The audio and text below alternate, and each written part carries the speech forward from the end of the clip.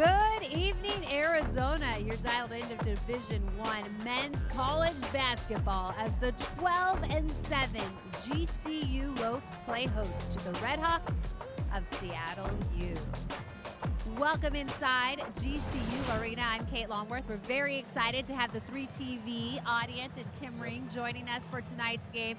And you know the Lopes, there's a lot to talk about. After all, they are winners of 8 straight here at home. But before we get all caught up in this basketball stuff, I have to say happy birthday, partner. Oh, thank you. I thought you were going to make fun of another DePaul loss earlier. That too, today, but since yes. it's your birthday, I'll go. Yes, it is my 40th birthday. I'm very happy to be spending it I with would all have of guessed you. 29.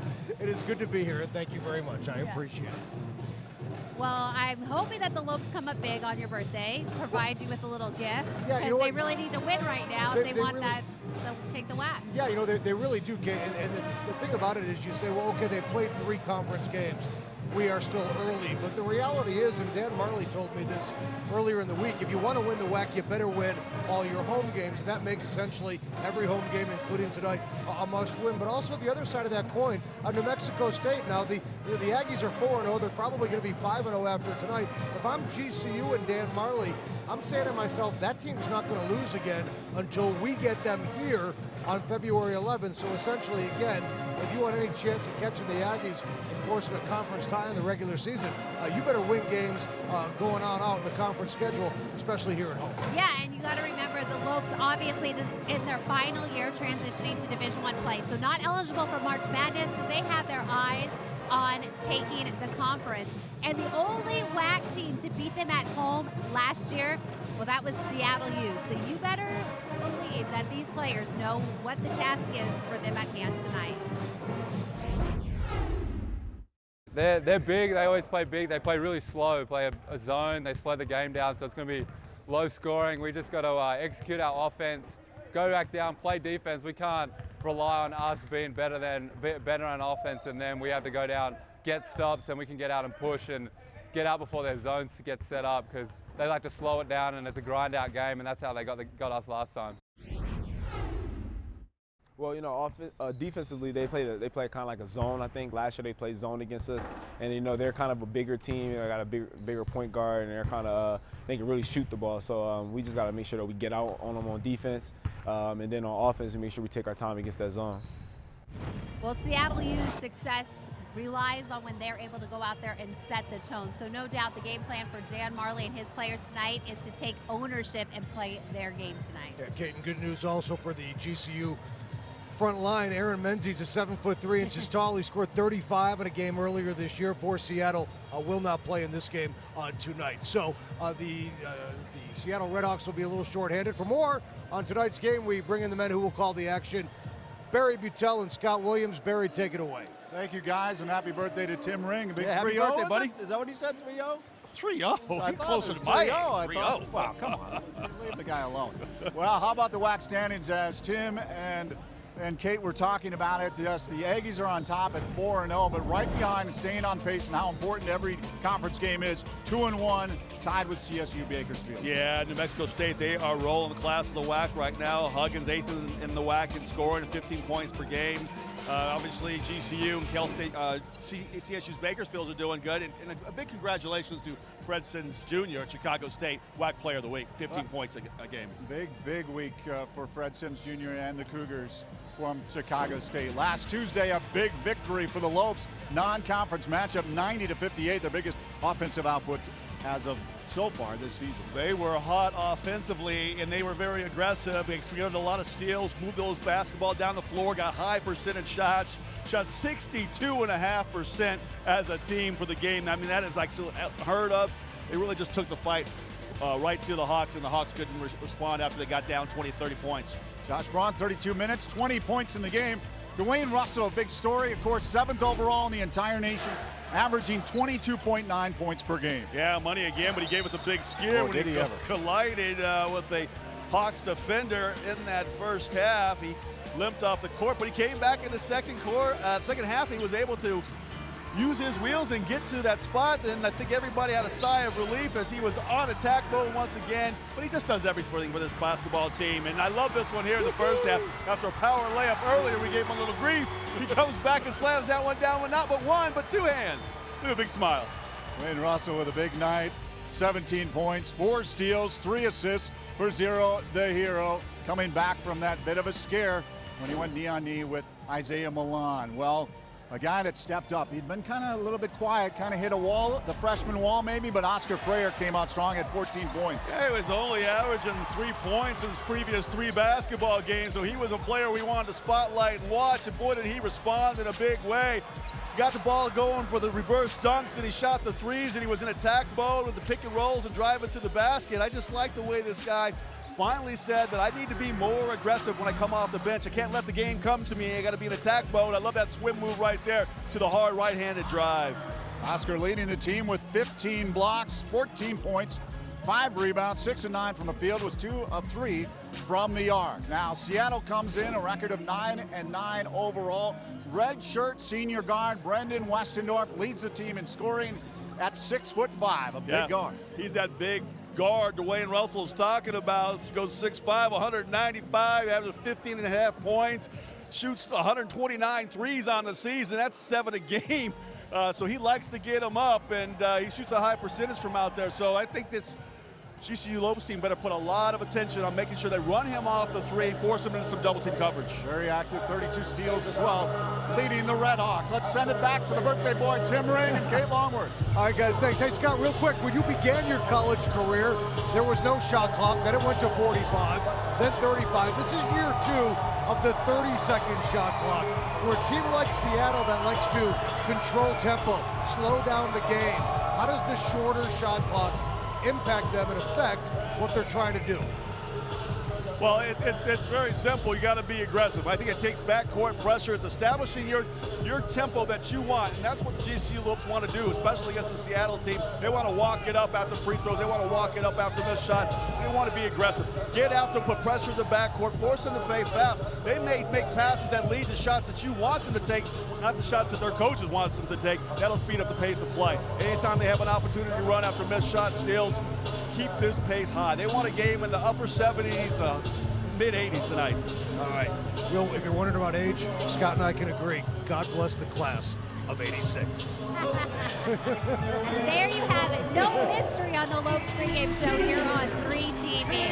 So reveal it all right after the break. Well, the birthday boy Tim Ring sits down with Dan the Man. Coach Marley gives us a game plan for tonight. Sit back. We will be right back here on 3TV. At GCU, earning your degree online doesn't have to be without the college experience. To find your purpose, it takes support from those around you. GCU's leadership offers over 3 decades of experience in delivering real-world degree programs online. GCU's online class size averages less than 17 students with full-time faculty. Find your purpose online at Grand Canyon University. Call us today at 855-428-7692. Hey Phoenix, it's Thunder Dan Marley, head coach at Grand Canyon University. Coming to GCU was a great move for me.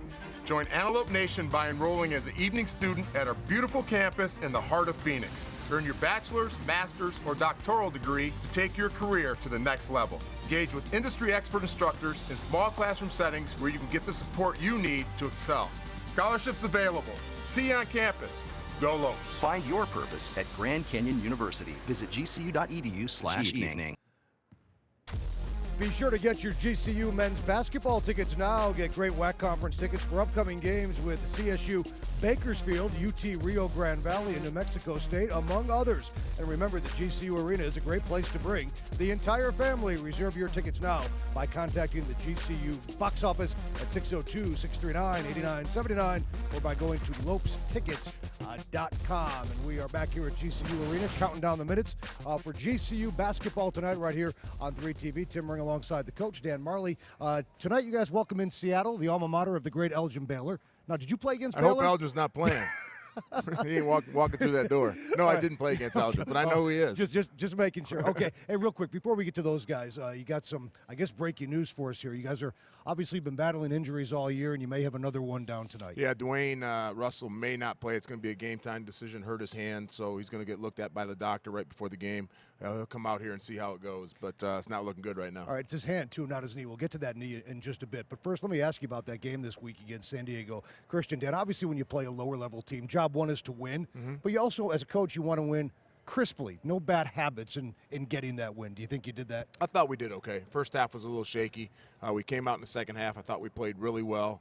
Ended up winning convincingly. So those kind of games, you're right, you want to kind of stay fresh and stay sharp and play against the team, and we did that for the most part. All right, you said Dwayne hurt his hand, and he might be out tonight, but in that game, you know, all's well that ends well in terms of that knee, but I got to ask you, when you watch this here, take us back to what you were thinking live, because when your star player, your point guard, and your leading scorer gets literally carried off the field, you had to be going, oh my goodness. Well, you know, when I walked out there, I asked him, did you turn it or did you get hit? And he told me he bumped knees, and as a player, I've had that happen 2 or 3 times, and it really, really does hurt, but it's a lot better than twisting it. So when he said that he bumped knees, I thought he'd be okay. I know it's really painful, so I was just glad he didn't twist it. All right, Oscar Fryer is a freshman that has immense talent. We've talked about him before, Dan. You know, he kind of hit that freshman lull a little bit, but also, to be fair to him, Josh Braun was out. Josh Braun comes back in, changes the dynamic of the rotation, of how many looks you're getting. So Fryer kind of went through a down period, and now he came back pretty strong this past week. Yeah, he's doing okay. You know, Oscar is a freshman. He's got to learn, you know, what he has to do game in and game out. I think he's starting to live by the jump shot too much. He's so athletic that he has to be able to put the ball on the floor like you see here and get to the basket. He's really good at that. In the beginning of the year, we needed him a little bit, and he started relying on the threes and the jump shots, which is not bad for him, but he's got to mix in these kind of things because he is athletic. He can get to the basket, he can finish, he can rebound, and then when he does that, it opens himself up for jump shots. So he's learning as everybody else as a freshman, but I'm happy with Oscar. Danny, you know, speaking of injuries, you've been down, Darian, all year pretty much. So really, Kerwin Smith and Keontae Vernon have kind of had to man the front line in terms of your bigger bodies. How would you assess their play here midway through the season? Keontae's been good. You know, last year he got in foul trouble an awful lot. Kerwin Smith is a redshirt sophomore. Didn't get a lot of playing time early, but he kept on working, and then I plugged him into the starting lineup, and he's really done a good job. And then him and Keontae has worked well together, give us 2 big bodies. But I'm happy with Kerwin. He's got to continue to get better and finish around the basket, got to make some free throws. And Keontae's done a good job of staying out of foul trouble. He's the guy last year who would pick up a lot of cheap fouls, end up sitting the bench. But he's the guy down there that's real physical, can rebound, score around the basket, a good passer. And like I said, it's been a program for 2 years now, so we look forward to him and his relationship with our guys and tell them how we should play. Well, I'm sure those guys will be happy to know that Aaron Menzies, the big 7'3" sophomore who scored 35 in a game earlier this year for Seattle, will likely not play in the game tonight. But speaking of Seattle, Dan, you know what? I mean, yeah, they're a 9-9 team, but they beat you in this building last year. The only WAC school to do that. So clearly, that's something you put on the old bulletin board tonight. Yeah, and we know every game is going to be tough for us, especially with our injuries, and we're going to have to come out here and really grind, take care of the home floor. We have a tremendous crowd. They play a 3-2 zone, which gives people a lot of trouble. We're going to have to move the basketball, find easy baskets that's available, and then we're going to have to make some outside jumpers. All right, Lopes head coach Dan Marley once again. Dwayne Russell, hand injury. When did he hurt that? Yesterday? Yesterday in practice. Tried to go through shoot around today, was limited, and it really swelled up on him. So, like I said, we'll see the doctor here right before the game. He'll come out and shoot around, and we'll see what happens. All right, Dan Marley right there. We're taking a quick break. You're watching GCU basketball right here tonight on 3TV. 7 o'clock tip-off as they take on the Redhawks of Seattle. Stay with us. After the break, Kate introduces you to a special young boy who has the honor of starting this year's GCU Run to Fight Children's Cancer Race. More Lopes pregame when we come back. You're watching GCU on 3TV. I'm Dominique. I'm a student here at Grand Canyon University studying hospitality management. My hospitality courses here are giving me a high-quality education from professors that I know have been successful. Being able to work while I'm in school has enriched my college experience. I feel like I know where I'm going and what I want to do. I've gone through things I can't necessarily be taught, and so that paired with everything that GCU is doing for me, I feel like, you know, is setting me up for success.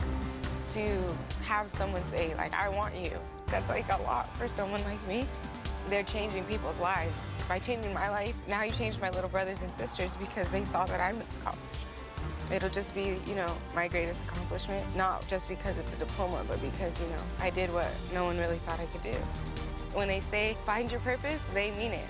Find your purpose at Grand Canyon University. Private, Christian, affordable. Visit gcu.edu.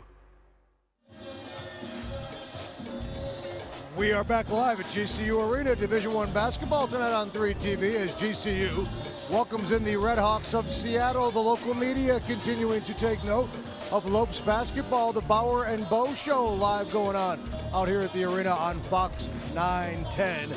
Everybody right now getting a little excited about college hoops as March approaches here in college basketball. All right, we are back getting you ready. And we're about 20 minutes away from tip-off. Seattle comes in with a record of 9-9. Their head coach is a guy many Pac-12 fans may remember. His name is Cameron Dollar. He was a backup point guard for UCLA back in the mid-90s, but was instrumental in the national championship game victory for the Bruins back in that magical 1995 season. Cameron Dollar, if you remember the name. Let's check in with Kate, who's high above the arena with more. Kate.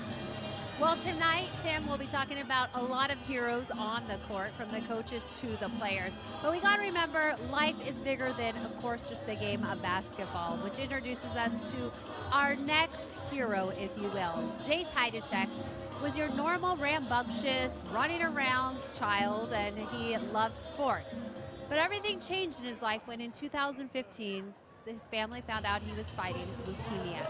Well, Jace took over and proved to everyone what a true hero is all about. He demonstrated courage and bravery. So sit back and take a look at this real live superhero among us. The 2017 Run to Fight Children's Cancer honorary race starter is 6-year-old Jace Hydachek, who was diagnosed with acute lymphocytic leukemia in December of 2015. It was around the holidays. It was before Thanksgiving, and Jace was, we noticed some bruising on his body. For 4 days in a row, he'd wake up and there'd be blood on the pillow. We didn't know if it was coming from his lips or his gums or his teeth. We knew we had to go see our pediatrician. She didn't say anything to us. She didn't say we had anything to worry about, but this time it seemed a little different. So we tried not to think about it too much, but she said we need to go for a blood test. So later that night, we got the call and told us that the blood test came back and they indicated that he had leukemia. It was the unknown that was the most difficult to get through, because you do tests, you do scans, you do x-rays, you do whatever to find out where the pain is coming from. Throughout all the treatment, the Hydachek family never felt alone thanks to the constant support from their family, as well as Children's Cancer Network and the staff at Phoenix Children's Hospital. With his health, with coping, with just making it through, health-wise and financially, it's a much smoother, easier process with the organizations and our community behind us. We're fortunate. It's a little bit over a year since Jace was diagnosed. He's outside playing right now, running around with his brothers, wrestling, having fun. Jace was always into sports, even at a young age, and we had him signed up for basketball at the YMCA. Before the season started, he got diagnosed with leukemia. Now he's back. He's playing, he's loving it. It's fun to watch him learn and grow and experience new things. With the 7th annual race soon approaching, Run to Fight expects to pass $500,000 in money raised. Jace and his 127 defenders were the largest group to ever attend the run last year, and they look forward to him blowing the horn to start this year's race. The GCU Run to Fight Children's Cancer race was perfect for us. It's like it was, people put it together for specifically for our family, but for people to show up this year, to be on our team, to come out and support us, it just, it shows that they're there forever. They're there for us, they're there for other kids, they're there for other families. I'm so looking forward to the race this year. Jace really is a superhero. Just as much as he can endure with the treatments and everything, he's just an amazing young man. I'm so proud to be his parent. Superhero. An amazing word for an amazing kid. Jace is a superhero. That is an amazing word, but he's certainly deserving, and he's looking forward to starting this year's Run to Fight Cancer. He's also looking forward to tonight's game. He and his parents are here to watch the Lopes and promote the race. We will be talking to the family during halftime. We can't wait for our moment to talk to this incredible superhero. That's all coming up tonight during the Lopes game here on 3TV. Well, don't go anywhere. We're talking about how incredible this Run to Fight Cancer is, and we want you to know all about it because you too can be a part of supporting the race for Jace and for so many others out there who are fighting this horrible disease. You can support them. We'll tell you how right after this.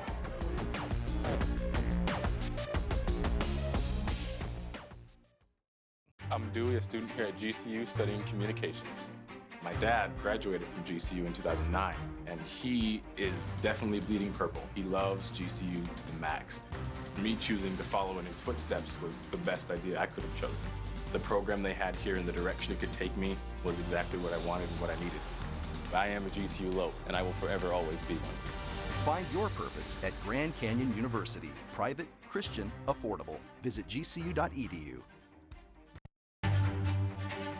Grand Canyon University proudly unveils the new GCU golf course, featuring over 7,200 yards of expansive tees and tree-lined fairways, signature par 3s, greenside bunkers, premium greens, and a brand new clubhouse and restaurant. Experience a university championship golf course with affordable rates right in the heart of Phoenix. Book your tee times at gcugolf.com.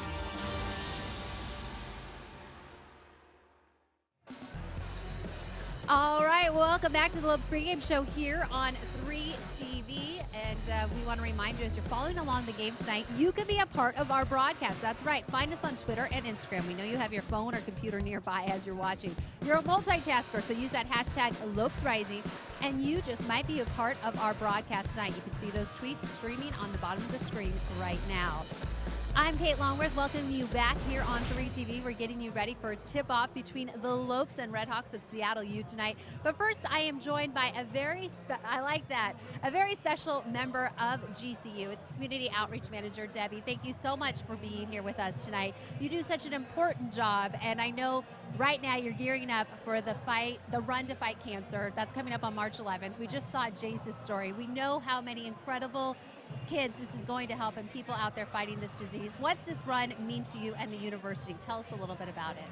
It's become very special to me. I've been working in nonprofit for over 15 years in the Valley, and this community of families and champions and supporters, they are out to kick cancer's butt. Just like Jace just said, this is our 7th season, and we'll surpass the $500,000 mark for funds raised since 2011. Absolutely incredible, because you know exactly where those funds are going when you meet great kids like Jace. And GCU is really just committed to guiding students and helping them impact the communities.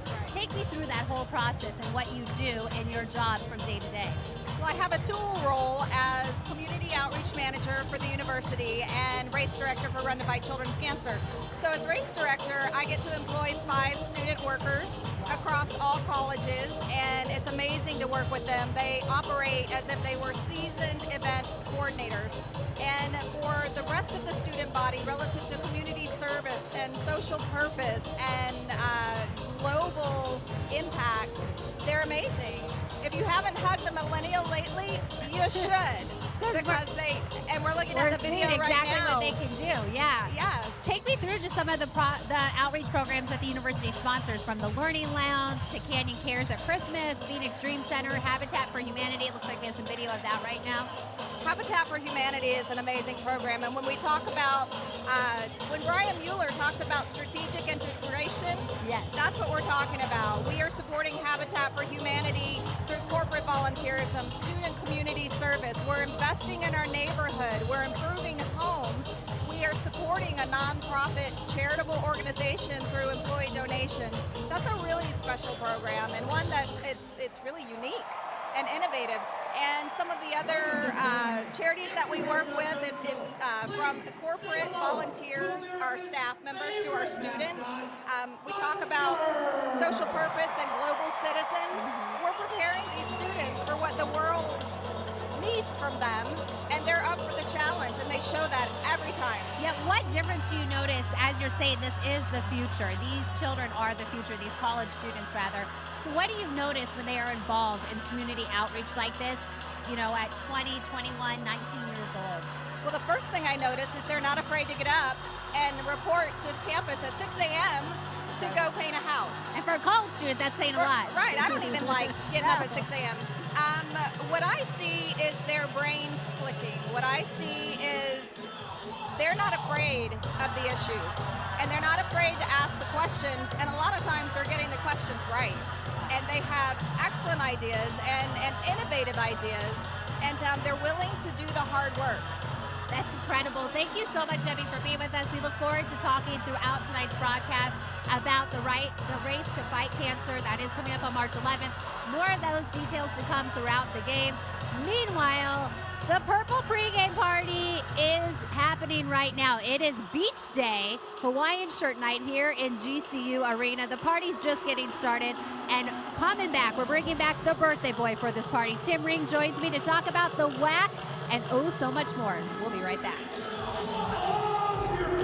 Here at Grand Canyon University, studying hospitality management. My hospitality courses here are giving me a high-quality education from professors that I know have been successful. Being able to work while I'm in school has enriched my college experience. I feel like I know where I'm going and what I want to do. I've gone through things that can't necessarily be taught, and so that paired with everything that GCU is doing for me, I feel like, is setting me up for success. To have someone say, I want you, that's a lot for someone like me. They're changing people's lives.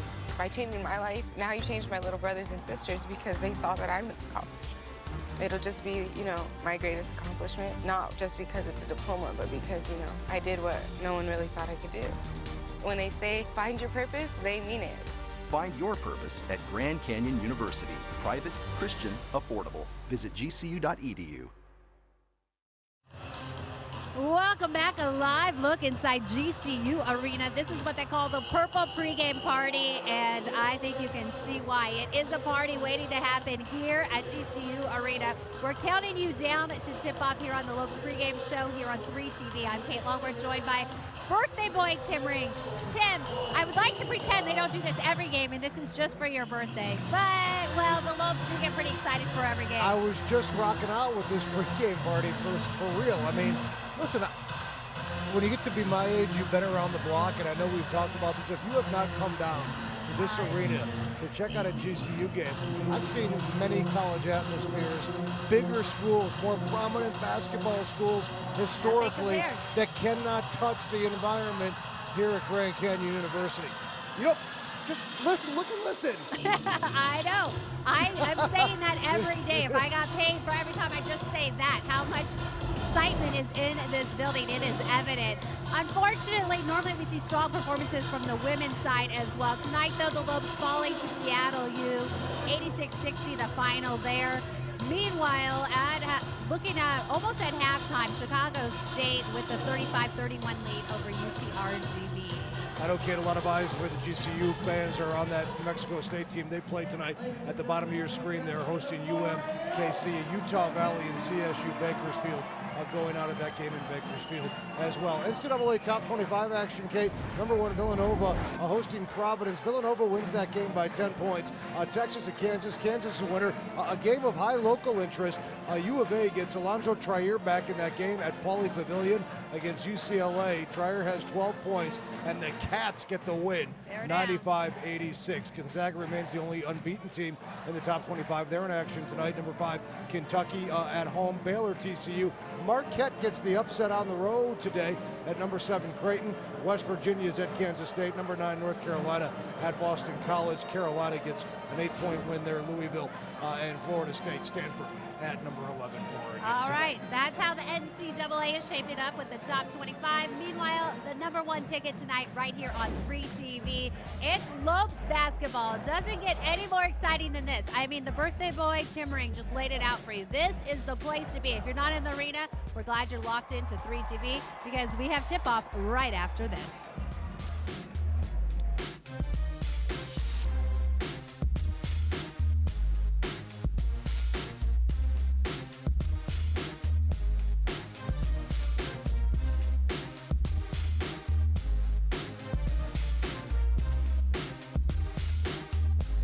Hey Phoenix, it's Thunder Dan Marley, head coach at Grand Canyon University. Coming to GCU was a great move for me. Join Antelope Nation by enrolling as an evening student at our beautiful campus in the heart of Phoenix. Earn your bachelor's, master's, or doctoral degree to take your career to the next level. Engage with industry expert instructors in small classroom settings where you can get the support you need to excel. Scholarships available. See you on campus. Go Lopes. Find your purpose at Grand Canyon University. Visit gcu.edu/evening. We have to start establishing that this is our place. From here on out. Hey, this is what we played before. We're better safe than them. Let's go. Come on, go get him now. Let's go.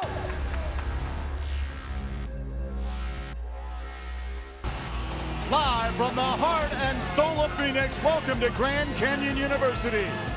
And inside GCU Arena, where tonight the Lopes try for their third straight victory as they return to conference action to host the Red Hawks from Seattle University. Welcome to GCU basketball alongside three-time NBA champion Scott Williams. I'm Barry Butel.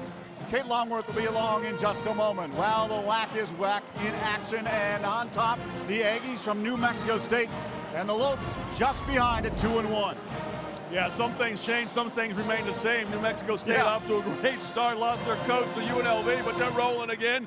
Huggins is averaging 15 points a game. GCU and Bakersfield tied, and UMKC right there in Seattle U, doing a good job too. They had a great December, trying to look to get themselves jump-started here in mid-January. Well, we talk about the Josh Brauns and Dwayne Russells game after game, and a little bit of a freshman slide perhaps, but boy, did he have a resurgence on Tuesday evening. Oscar Freyer, 14 points. It was fantastic. I love the reverse dunk from the high handoff. He knocked down a couple three-point shots out of the corners, really learned how to space the floor, scoozes his wheels in transition. He's a big young man. He's long and athletic. I love the swim move to the basket. The sky's the limit for this guy if he just keeps his head, keeps working hard. He needed a big bounce off that bench, and they really got it. Oscar Freyer was a big reason. Well, the Red Hawks come in 9-9 overall, 1-2 in the conference. Their leading scorer is 6'5", redshirt senior guard Brendan Westendorf. Yeah, big man, 195 pounds. He's looking to be athletic, shoots a lot of threes, leads the team in three-point shots at 129 on the season. That's 7 a game, so really likes to live behind the arc. Lopes got to get up on him, run him off that, force him into some of the longer bodies inside. They're without their big man, 7-footer. Aaron Menzies out with an injury. We'll see how the Lopes respond against the Red Hawks as they return to WAC conference play right now. Let's send it over to the public address announcer, Paul DeNuser, with our prayer and our national anthem.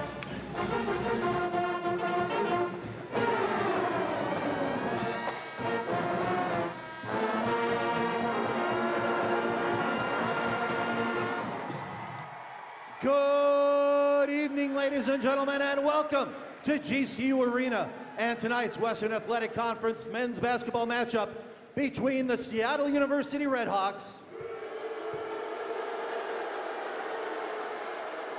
and your Grand Canyon University Antelopes.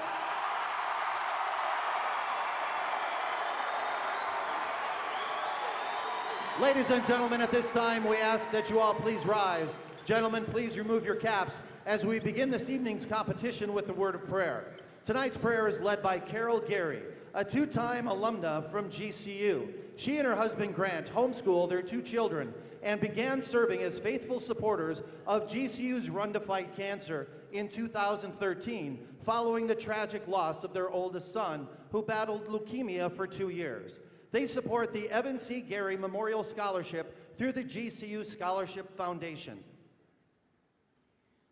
Please join me in prayer. Heavenly Father, we are honored to be in your presence this evening and are grateful for the incredible talent and dedication of every athlete on this court. We pray for their safety and that you are glorified through this competition and in all outcomes. We also thank you for the tireless work of the officials. I also ask for your merciful blessings upon the many families in this building tonight who have been impacted by the devastation of pediatric cancer. For those incredible children who fight every day and their families who advocate tirelessly on their behalf, give them perseverance to run the race and praise your name through the process. And for those families, such as ours, whose children have lost their fight in this world, We pray for your comfort and your strength over us, while praising you that these young heroes continue to inspire us and are in your comforting presence forever, perfected and finally cancer-free. It's in your Son, Jesus' name, that we pray. Amen. Thank you, Carol Gary. And may God bless you and your family. Fans, please remain standing as we now honor America with the playing of our national anthem. The Star-Spangled Banner will be performed this evening by the 91st Psalm Christian School Band under the direction of Rob Arthurs.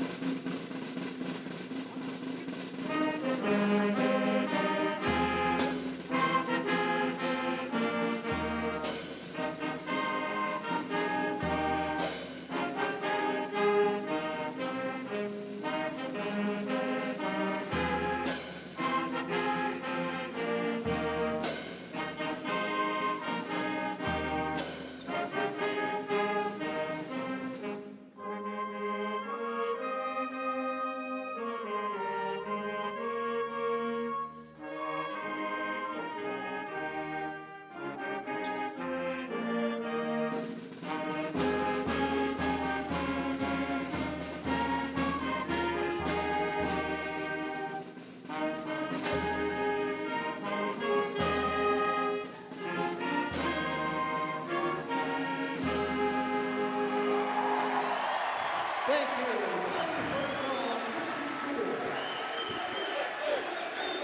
The national anthem performed by the 91st Psalm Christian School, and a wonderful prayer from Carol Gary. As you look at Cameron Dollar in his 8th season as head coach of the Red Hawks from Seattle University. Comes in overall 103 and 133. Here is the former UCLA Bruins starting five. Brendan Westendorf, Morgan Means, Zach Moore, Emmanuel Shabagru, and William Powell. Yeah, William Powell, I talked to him before the game. I wanted to find out what his nickname was. He said he didn't have one, so I'm going to call him Big Bill. Big Bill Powell, 6'6", 225, senior forward, averaging over 10.5 points a game, 4.7 rebounds. He's got 2 double-doubles on the season. Don't give me your nickname, I'll give you one. Big Bill. Cameron Dollar, his assistant coaches are Mike Jones, Darren Talley, and Lance Levetter. The director of basketball operations is Jay Shiogi. 1-2 in the conference of the Red Hawks. Time now to tell you a little bit about Grand Canyon University.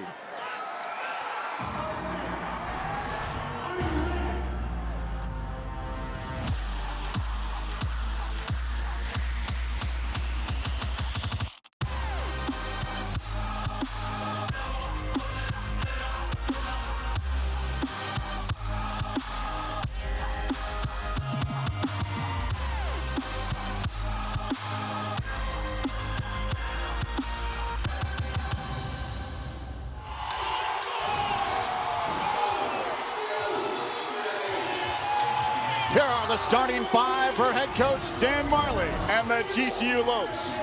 Dwayne Russell, Josh Braun, Jared Martin, Keontae Vernon, and Kerwin Smith. Yeah, we're going to look at Kerwin Smith. I gave him the nickname K-Dunk.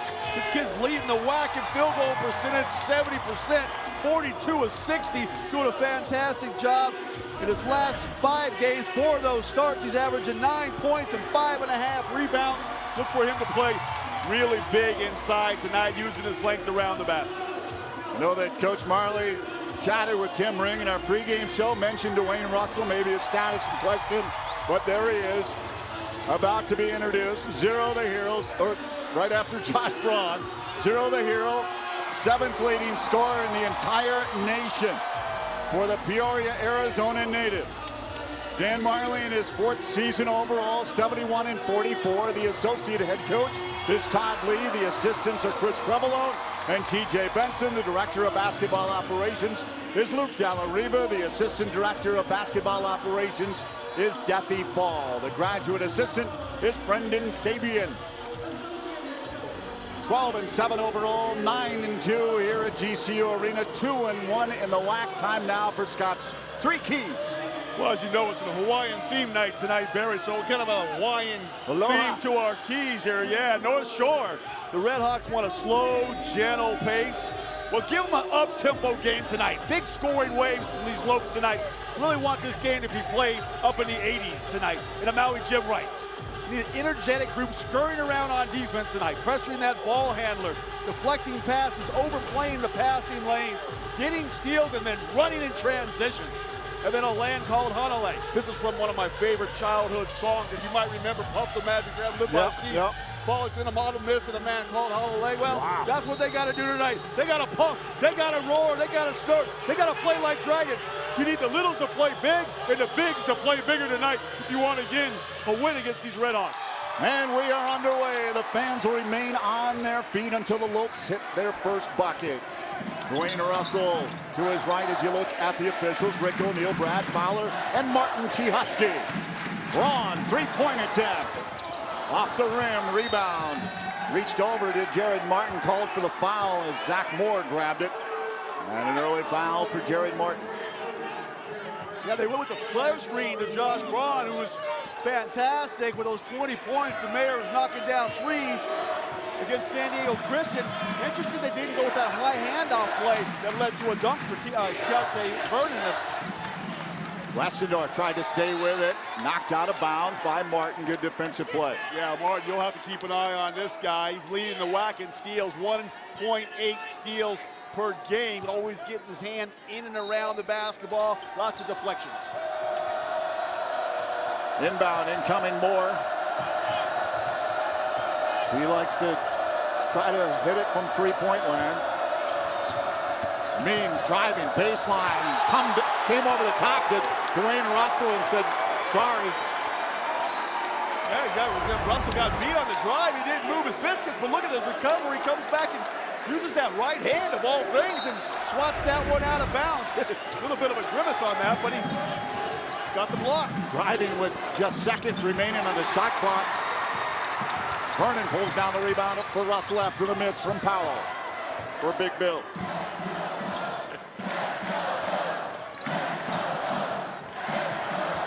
Russell plays catch with Martin to his right. Braun pulls down, pops, short, rebound, pulled down by the Redhawks. Both teams a little tight here offensively to start this one. You can see the slower pace Seattle has. Looking back at Coach Dollar for the play call. Westendorf, the ball for a second, pulls back down, looking to his left, goes back right. Means, marked by Martin. Means looking left, right, back over Westendorf. Trying to back in, Martin comes over, turns to his right. Rebound, battled after. Martin has it, down on the ground, and Vernon comes over, calls timeout. What a play by Kelte Vernon. That's the kind of frenetic energy that you want on the defensive end. Swarming, everyone swarming to the basketball. And I love this extra effort by Vernon. Look where he starts. He sees this ball on the floor. He just comes and pounces on it. Then he's got presence of mind to call for a 20-second timeout prior to the travel. Nice hustle play by everybody in a white uniform. Coach Dollar wants an explanation.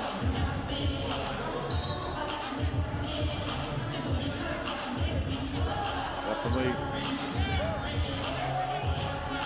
wants to set a tone here for his Redhawks, coming off a 65-50 win last Saturday against Chicago State, their first conference win. Yeah, they would love it if this game was played in the 60s tonight, because they know they do not have the offensive firepower to stay with the Lopes. See the Redhawks come out in this 3-2 zone here, trying to put a little different look on defensive end. Braun and Russell, great catch. Far side, Martin at the arc, back to Russell. Looking to get it inside, all the way over to Braun in the corner. Back out, 5 on the shot clock, loses the ball. Possession arrow goes to the Redhawks. Well, that 3-2 zone obviously confused GCU because they were never able to get that ball even inside the three-point line. Pass it around on the perimeter. You have to have either penetrate that zone with either dribble or pass, try to shrink that defense. Now when you kick it out, you can get a cleaner look from the perimeter. Chibagu inside, Moore kicks back out at the arc, open look, 4-3 is short. By Means, foul away from the clock, looks like Kerwin Smith. Tough break by Kerwin Smith that time, because the foul call really had nothing to do with the actual ability to be able to get the rebound. See Kerwin Smith on that weak side block there. He's just basically trying to hold his box out across the key, but gets whistled for the infraction. Inbound to Westendorf, kicks back out. At the arc for Morgan Means from Compton, California, picked off. Keontae Vernon. No doubt about it, the fans can take a seat. Nice job by Keontae Vernon overplaying the passing lane. One of the keys to the game is to get steals and get transition buckets, and Tay's really good at firing into that passing lane. Dumped inside underneath, Powell trying to move back out on the run, and the layup for Morgan Means. Nice drive underneath the basket, and then GCU got caught ball watching, the backdoor cut, easy bucket. Braun in the corner, back out Russell. Braun's going to take it baseline, bounce pass inside, Kerwin Smith, foul on the play. Chibagu. Yeah, I think they got Manny down there wrestling with Kerwin Smith on that block. That knee comes up. It was an easy call on the officials. I love that one by Keontae Vernon, just jumping right in that passing lane. Braun for three. Too heavy, pulled down by Powell. He takes it up the court. Westendorf goes back to Means. Now inside. Powell leaves it there. Chibagu inside. Powell too short, pulled down by Smith. Great outside defense by Martin to bother the shot. Martin driving, stopping, popping, in and out, rebound pulled down by Jared Martin. Back out, Russell. Tempted at the three, pulled back down, he's got a fresh 30. Back out front. Now to Martin in the wing. Oh man, that was an errant toss over to Russell that was easily picked up by Means. Means, Chibagu loses it temporarily. Back out front, Means, Powell, Westendorf looking for three, and he hits. That's where he likes to live, behind that arc. We talked about the number of threes this guy's taken, 130 now on the season, and that easy one from the top of the keys, nothing more than a long free throw, able to knock that down. Russell, back out, Braun, quickly over to Martin, moving the ball down low, inside, Smith, in the paint, knocked down. Looks like William Powell's gonna be called. No, Westendorf. Timeout on the floor, 15:25 on the clock. The Redhawks up by 3 early on at GCU Arena in this WAC conference matchup at GCU Arena.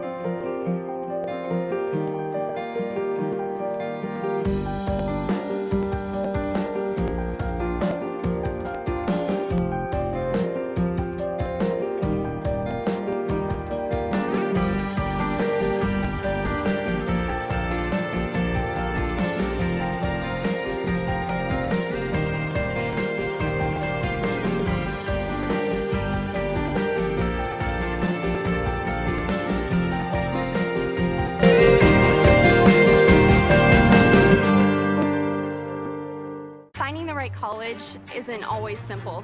The choices I make today affect where I'll be tomorrow. That's why I chose Grand Canyon University. Here I'm working toward a greater purpose and a place that feels like home. With scholarships to help me earn my degree, I can graduate in less than 4 years. By attending GCU, Arizona's premier private Christian university, I know I'm not just making the right choice, I'm making the smart choice. Find your purpose at Grand Canyon University. Private, Christian, affordable. Visit gcu.edu. Back at GCU Arena, Barry Butel, Scott Williams, Kate Longworth. Onto the court for the first time as a GCU low from Scottsdale, Arizona, Kenzo Nudo. Hey, hey. much hype about him last year, a year ago, during his redshirt year. He's supposed to be able to stroke that thing in from long distance, much like Ryan Marley did a season ago.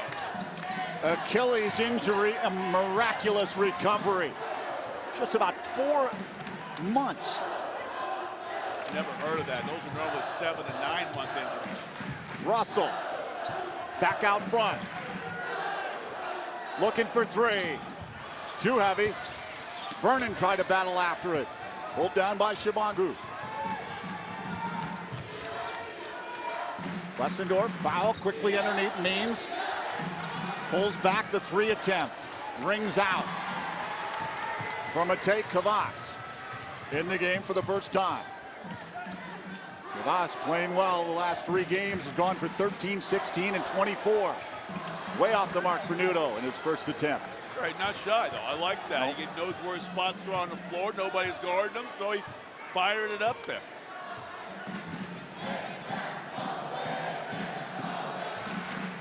Means Westendorf, he's going to try for 3. That also rings out. The 3s have not connected for either team.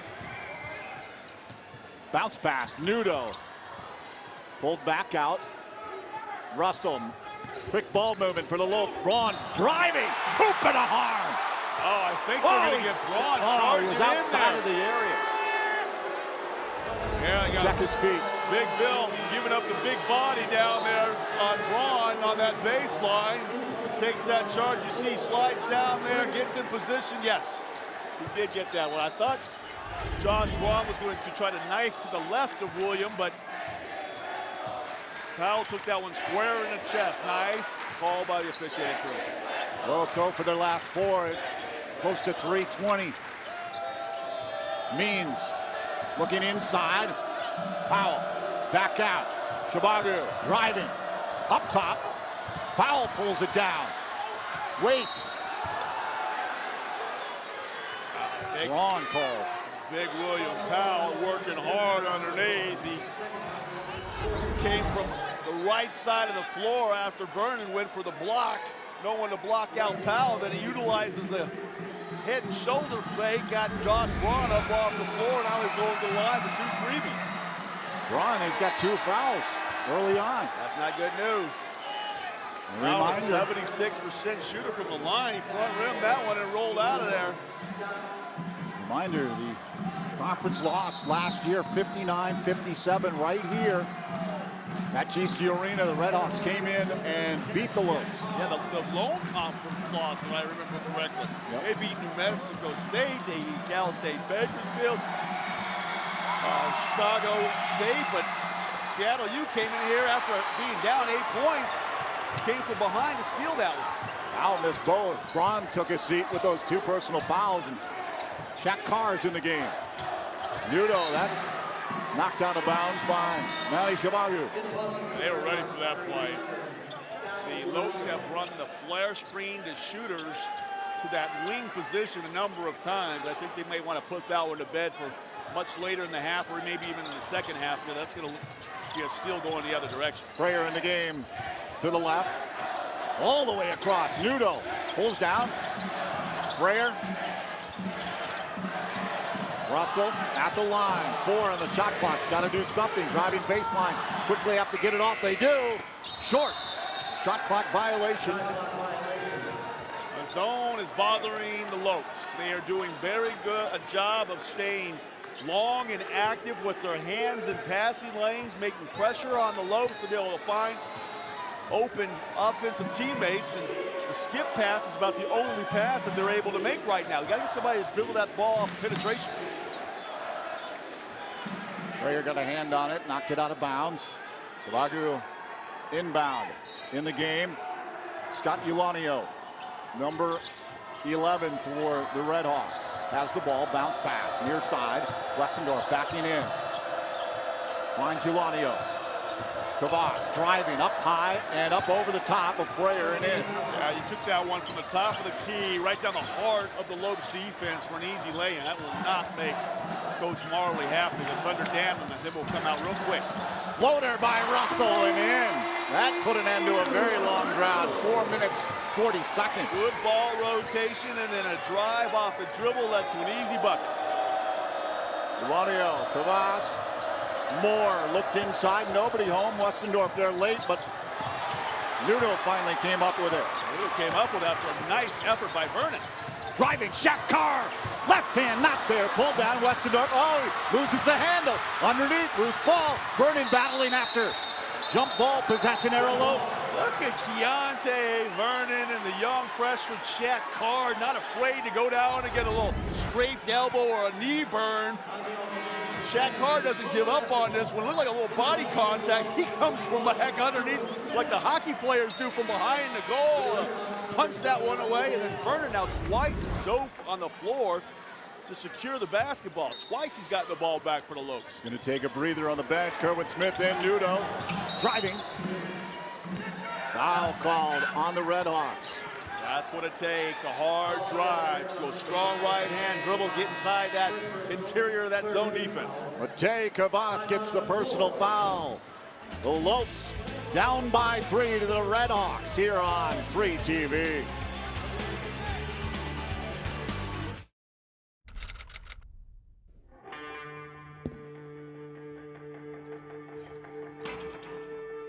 Well, we're out here and there's intramurals happening and people just come out. It doesn't matter how good you are, how bad you are, and anyone can play. It's a ton of fun, and if you win everything, you get to win a shirt. I think my favorite part is just bonding with the teams, like, 'cause sometimes you play on teams that you don't know anybody, and you just get to know everyone, like, really quickly, so it's super, super nice to just meet, like, freshmen, since I'm a junior, or, like, even seniors that'll be on my team. So that's really cool. We're about to have a little fun playing some kickball. Our team, like, all of us are really competitive. And so we all just get like really hype over anything we do. Like just getting it on base, we all like have fun and go crazy. And it's just really fun, you know, hanging out before and after the game, going to eat together. Just, you know, it's just like a good bonding time together. I was on teams in high school and stuff, and obviously I wasn't a collegiate athlete or anything, but this is some way that you can be on a team and be competitive and have friends and like have something to do after class and kind of blow off steam, and it's really fun to be able to win. It's so cool to be able to play in a collegiate gym or on the soccer field, the stadium, the brand new stadium, the intramural flag football championship was on, and it was so cool to just like cheer on friends and see them like playing on this huge, like one of the best stadiums in the nation. So it's just a fun way to be a part of something that you wouldn't have gotten a chance to before.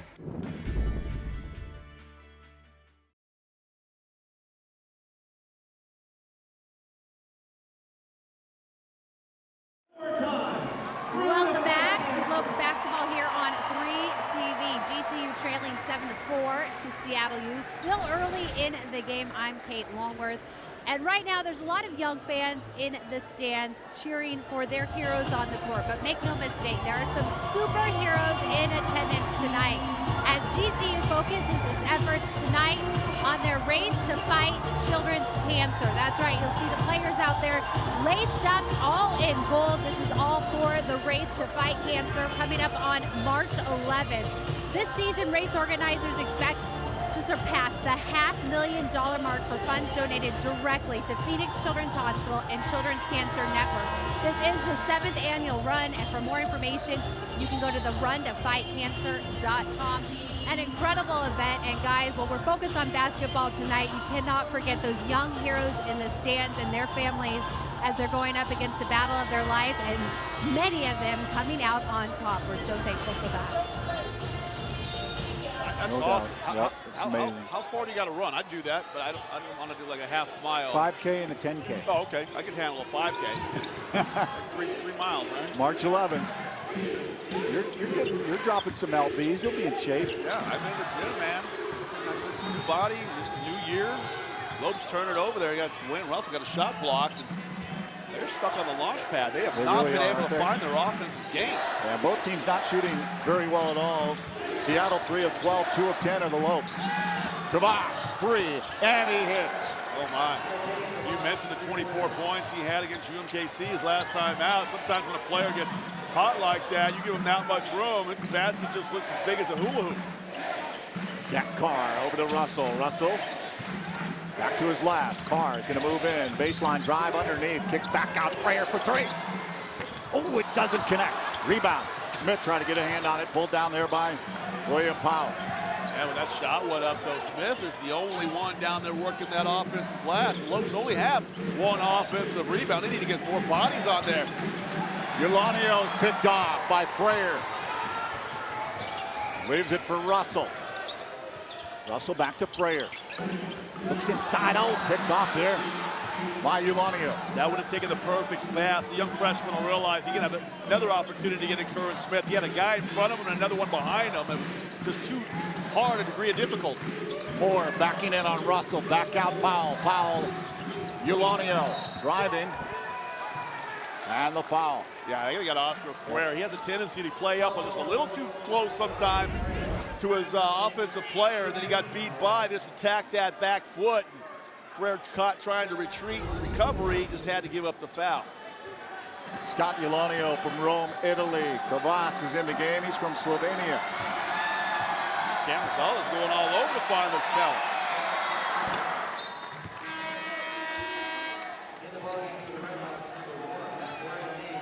Means comes back in. Carr checks out. Fifi Edu comes in for the Lopes.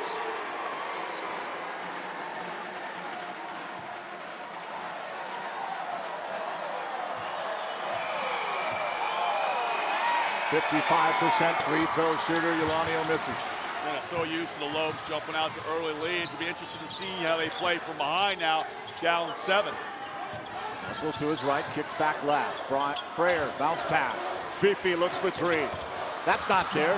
Curran Smith looked like he was going to pull down the rebound, but Ulanio did. Yeah, he's 1-on-3 down there trying to battle 3 of the Red Hawks. You got to get some more people on that glass. I think Coach Marley recognizes the same thing. He's getting Keontae Hernan up off that bench. He'll be checking in next to Paul.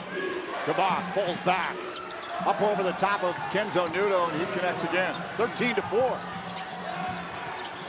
7 for Kavas. Freyer, Fifi, Russell, baseline driving in the paint, backhand, and it finishes. Nice job that time, getting in that zone. You got to penetrate, like I'm saying, get inside that zone defense. Don't let them do what they want you to do, and stay out there, pass the ball around the perimeter and jack up threes. Penetrate with the dribble. Foul driving on Smith. Irwin's going to pick up a personal foul. Yeah, it's going to be Smith's second personal foul, isn't it? Yeah, got number 21, Curran Smith with the bump there, but I love this one here. That swing to a quick drive. Russell takes it right along that baseline, tightrope sit, and then puts it in reverse. A little English on that basketball. You see the way he spun that thing off that glass? Martin back in, Vernon back in. Freyer and Nudo sit down. Kavas, Shabagu to his right, Means comes back out front, eyed by Jared Martin. Powell, up over the top, Kavas. Oh, look who's all by himself. Zach Moore, an easy bucket. Yeah, they came off the double team trying to go down that block, but you got to stay with your guy if he runs down to that baseline, because there's no help that can get there in time on the weak side. Russell pulls back down, Fifi Edu. Nothing inside so far for the Lopes. Russell taking it himself, back to Fifi, 3-point attempt. That's way off the mark to the right. They just can't get the ball down in the post at all. Not consistently. I mean, they can try to hit that high post and then looking the opposite direction, but they haven't hit the high post. They were considering doing it off the dribble and kicking it back outside. Oh my, Manny Shabagu with the 3. There's a number of players getting into the party behind the line now. They have tripled up. GCU, 6 points, 18-6 disadvantage for the Lopes right now with 8 minutes to play. Martin for 3. That's off the glass and an errant attempt. Goodness gracious, 0 for 8 from the arc are the Lopes. Yeah, and that didn't even look like Martin's normal stroke. It almost looked like he tried to shot put that one to the basket. So the Lopes getting frustrated on offense. And then they forced a turnover. Shabagu. Martin pulls down. Marley can't believe no whistle. Russell, Martin back. They play catch. Under 7.5 to go. Opening half. Redhawks in control here. Russell driving. Underneath. Curran Smith can't muscle his way up.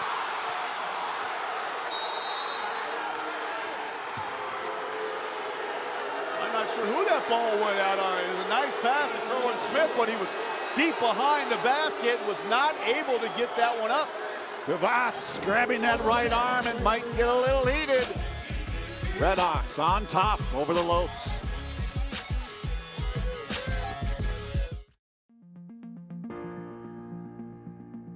Our company's Comfortpedic Inc. We're a local mattress company here. It's a small family business that my dad started.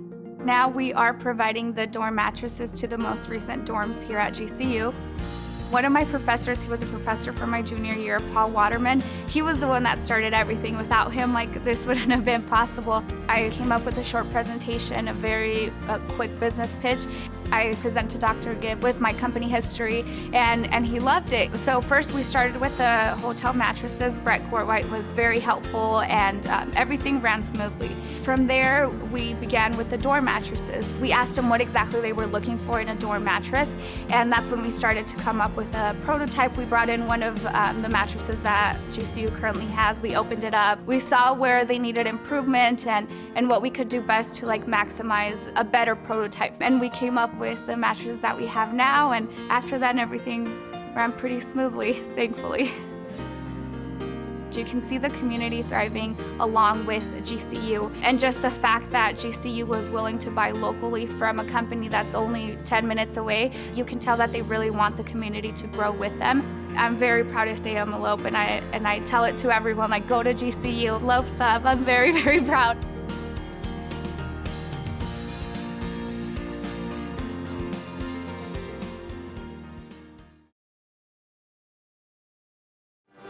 Back at GCU Arena, the lead is 12 for Seattle over the Lopes. Early on, the shooting not good. 3 of 17 for the Lopes, 0 for 9 from the arc.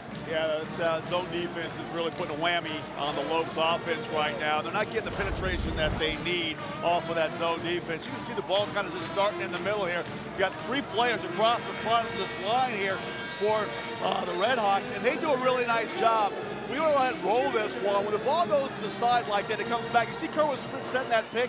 You got to continue to attack off that pick that Russell just is content to throw back the opposite direction. He's got to turn that corner, dribble that ball into that area there, and really attack that zone defense, put some pressure below the free throw line with the basketball. There's Kerwin Smith, no bucket. Foul before. I think they got Big Pal down there on the back of Kerwin Smith prior to the shot because K-Dunk was getting ready to do what he does and slam that thing home. Tough break for the Lopes. Good to see Keontae take it. So they got Keontae and Kerwin in the game. Martin to his left. Russell back out front, looking to his right where he finds Braun. Bounce pass, Vernon turns around. Off the mark, Kerwin Smith trying to get it. Off of the Redhawks. It'll belong to the Lopes with 12 seconds on the shot clock. Moore checks back into the game for Eulonio. Freyer also coming in for the Lopes. Coming in for Keontae. Well, wholesale changes. Nudo back in for Kerwin Smith. Trying to get some ball handlers in here that can penetrate against that zone. He's wanting guys to dribble that basketball in. Oh, turns it over. Freyer pass over to Nudo. Kicked off by Moore and laid in by Westendorf. Oh, that's not what you wanted coming out of that timeout. You wanted to get a good shot at the basket. You got the second opportunity, but you turned it over, led to an easy break for the Redhawks. Lopes are in a bad way right now. Can't get that ball inside. Braun's going to try to get a bucket. Gets the foul. 3-point attempt on there. Well, that's the cardinal sin right there. That's about the only thing Seattle's done wrong defensively here in this first half is fouling a three-point shooter. And I don't know why you'd foul a team that's 0 for 9 from outside. Maybe let them make one before you send the best free throw shooter in the Western Athletic Conference to the free throw line for 3 shots. So Kvass and Chibagu both have 2 personal fouls. Braun's on the court with 2 for the Lopes. Eulonio in for Chibagu.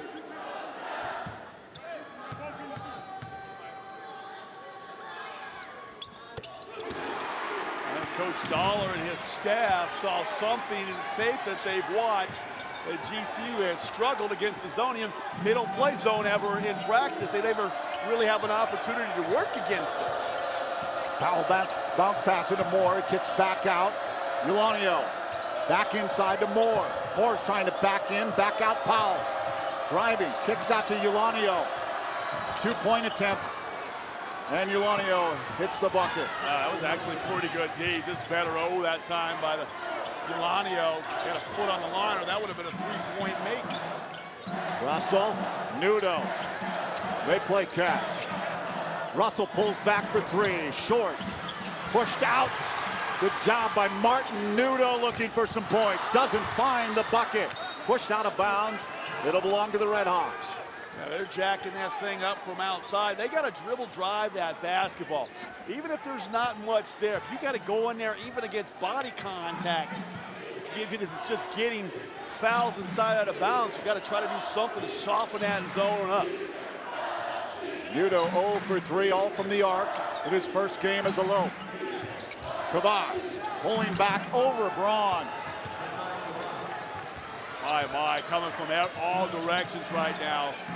Get a nice bump off that bench, and Kavas is doing what he did last time out, just dropping them in from everywhere. Got 9 points.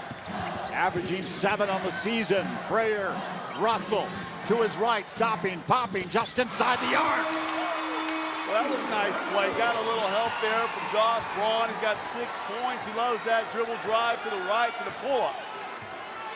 3 of the 4 buckets coming from Zero the Hero. 4:40 and counting, opening half. Ulanio looking left. Westendorf driving, picked up by Frayer.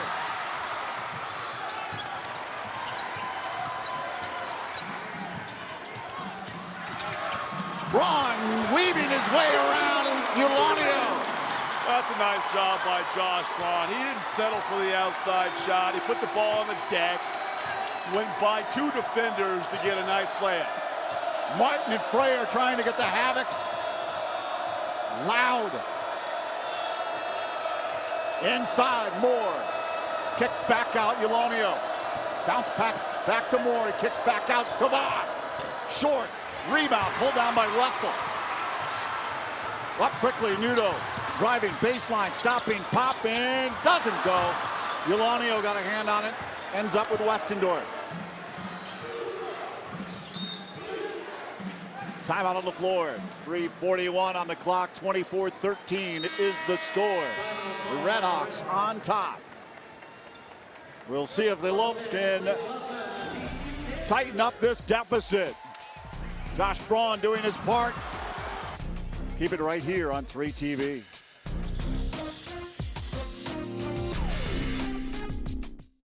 GCU is the university that never sleeps, moving at the speed of light. And now GCU is leading in the area of computer science and IT. With over 200 university degree programs across 9 colleges on campus and online, join the most inventive concept in education today. Fast track options available with courses in cybersecurity, cloud computing, and systems architecture. Find your purpose at Grand Canyon University. Visit gcu.edu/IT. At GCU, earning your degree online doesn't have to be without the college experience. To find your purpose, it takes support from those around you. GCU's leadership offers over 3 decades of experience in delivering real-world degree programs online. GCU's online class size averages less than 17 students with full-time faculty and student advisors. Find your purpose online at Grand Canyon University. Call us today at 855-428-7692. Finding the right college isn't always simple. The choices I make today affect where I'll be tomorrow. That's why I chose Grand Canyon University. Here I'm working toward a greater purpose and a place that feels like home. With scholarships to help me earn my degree, I can graduate in less than 4 years. By attending GCU, Arizona's premier private Christian university, I know I'm not just making the right choice, I'm making the smart choice. Find your purpose at Grand Canyon University. Private, Christian, affordable. Visit gcu.edu. Welcome back to Lopes basketball here on 3TV. A rare sight here at GCU Arena with the Lopes trailing trailing by 11 to Seattle U. 24-13 the score right now with just over 3 to play in the first half. I'm Kate Longworth. Well, 6 of tonight's points belong to Dwayne Russell. No surprise because he is Zero the hero, leading the WAC in scoring, averaging just over 22 points per game. And you want to remember that Russell, he just scored his 1,000th points of his GCU career last week versus New Mexico State. And he does a little bit of everything, leading in scoring and also leading in assists, averaging just under 5 assists per game. Dwayne Russell, there's a reason why he's Zero the hero, guys. Yeah, Russell 3 of 7, the rest of the team 2 of 16. Kavas, wow, he's having quite a game here in the opening half. Yeah, Kavas is getting it done now. 11 points for him on 5 of 7 shooting. Give him 2 rebounds and an assist. Redhawks leading in the assist margin as well, 7-1. Oh! Kenzo Nuno, that almost hit the rafters.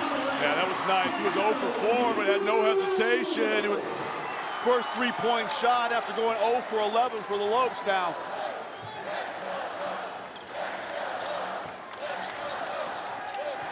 Means back out Kavas. Kicks out to Powell. Powell back to Shibagu. Westendorf to his right. Kavas driving in the paint. Powell gets stripped of the ball. Picked up by Russell. Russell drives, stopping off the glass and in. Lopes wake up here with 2:38 and counting opening half. Well, Russell coast to coast. He got the strip on Powell and just no one ever really stopped him, so he kept the pressure on the defense, got himself a lay-in.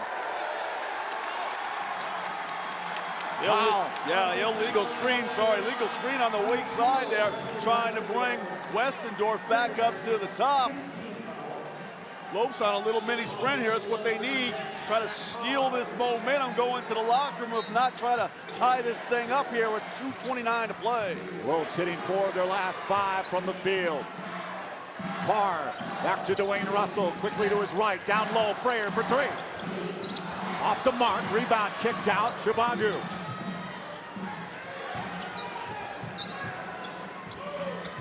Seattle slowing it down a bit. Powell, Kavas to his right, Shibagu.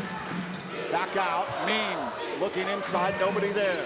Powell, he finds Westendorf backing in on Shaq Carr. I don't see that very often. The old double dribble call. Shaq Carr didn't panic. He had the big 6'5". Westendorf posted him up and held his ground and forced him into a double dribble.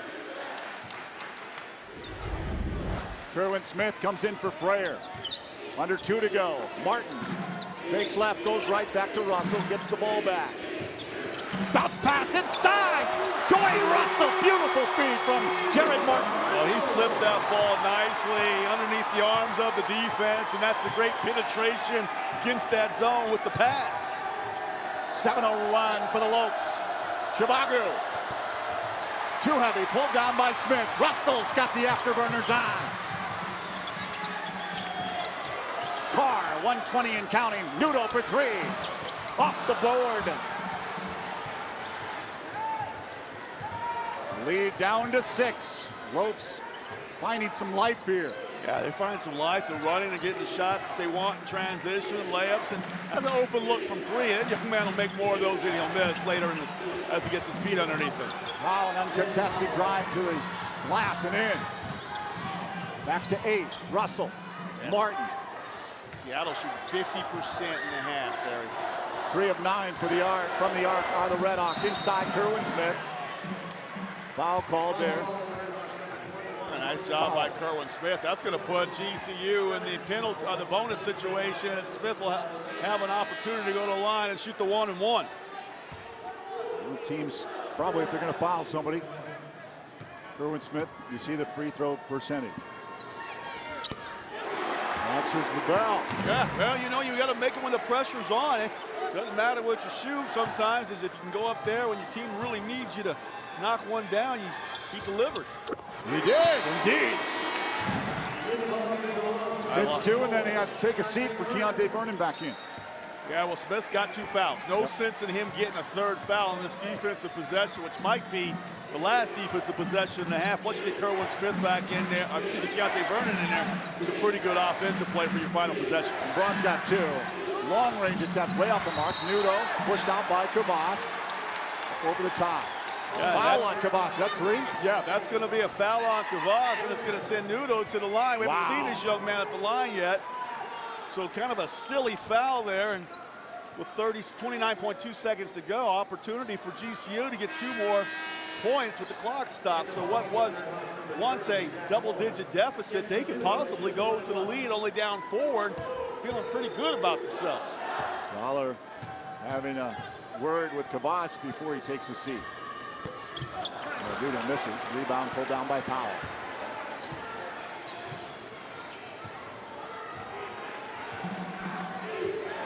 In counting. 6-point Redhawks lead. They hope to add to it as they have the ball. Powell to his left. Chibagu back out. Westendorf looks inside to Powell. Off the glass, not there. Reached over by Nudo. Vernon. Long shot by Martin off the mark, but a 6-point lead for the Redhawks, and how that opening half went. I'm sure the Lopes are quite pleased with how it ended. Yeah, absolutely. I mean, they were down by 12 points earlier in this half, so nice job for them to keep fighting. Let's send it over to Kate.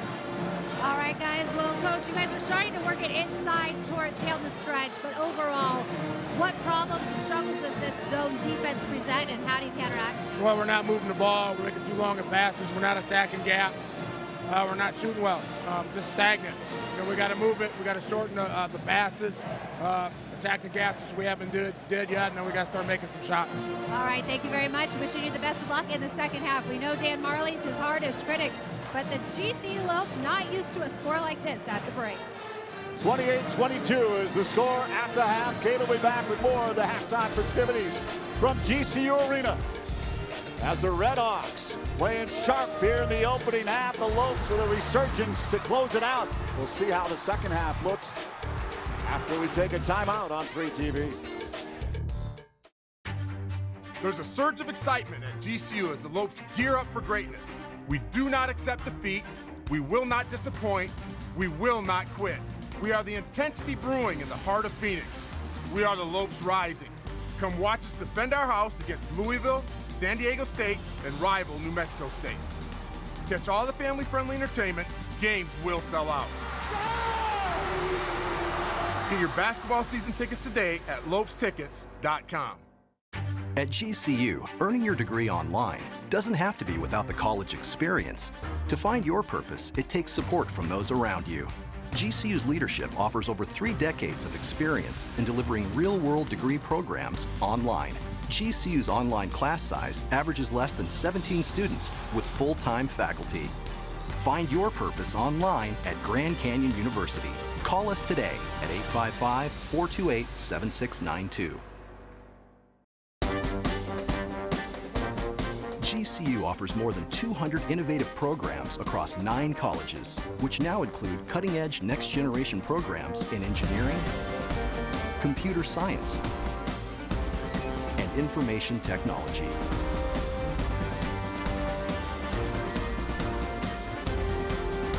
Grand Canyon University, the quality of a private Christian education, the affordability of a state university. Visit gcu.edu.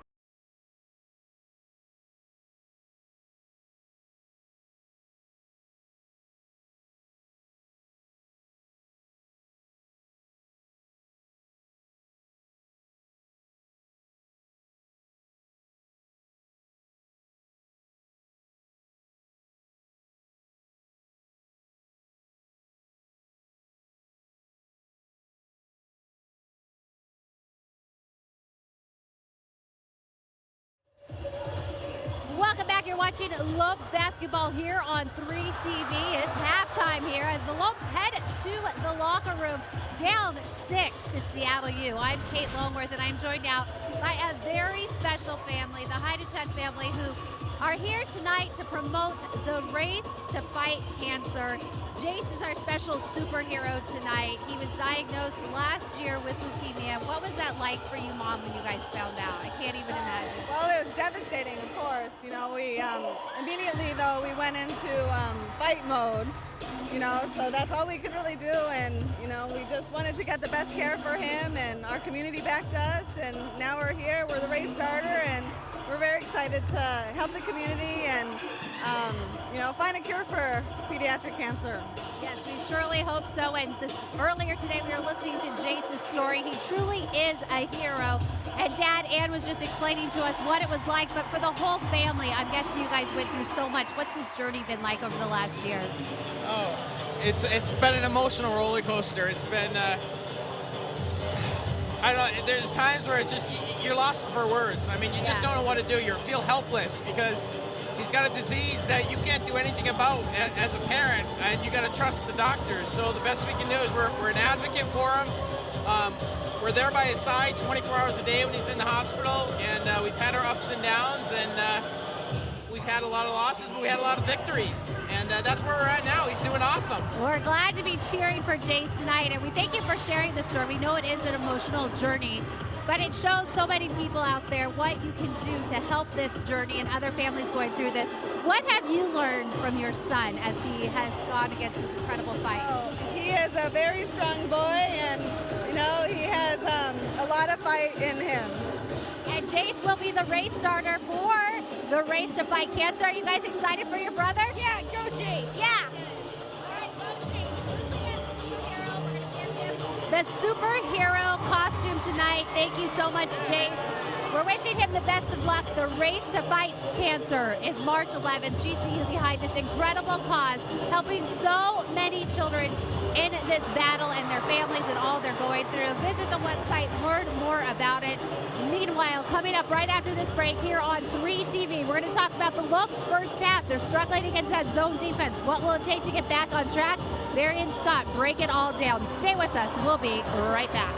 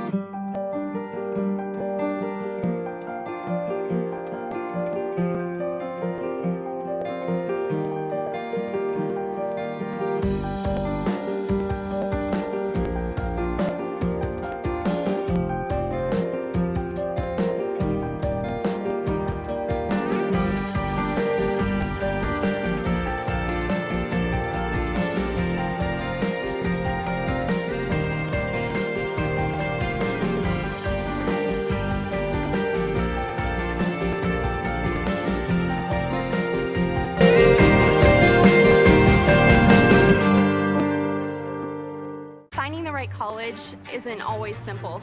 The choices I make today affect where I'll be tomorrow. That's why I chose Grand Canyon University.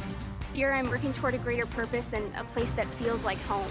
With scholarships to help me earn my degree, I can graduate in less than 4 years. By attending GCU, Arizona's premier private Christian university, I know I'm not just making the right choice, I'm making the smart choice. Find your purpose at Grand Canyon University. Private, Christian, affordable. Visit gcu.edu.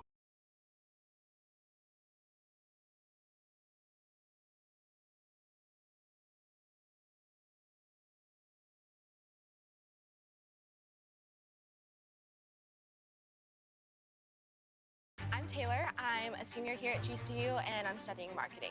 Moving on campus is one of the best decisions ever.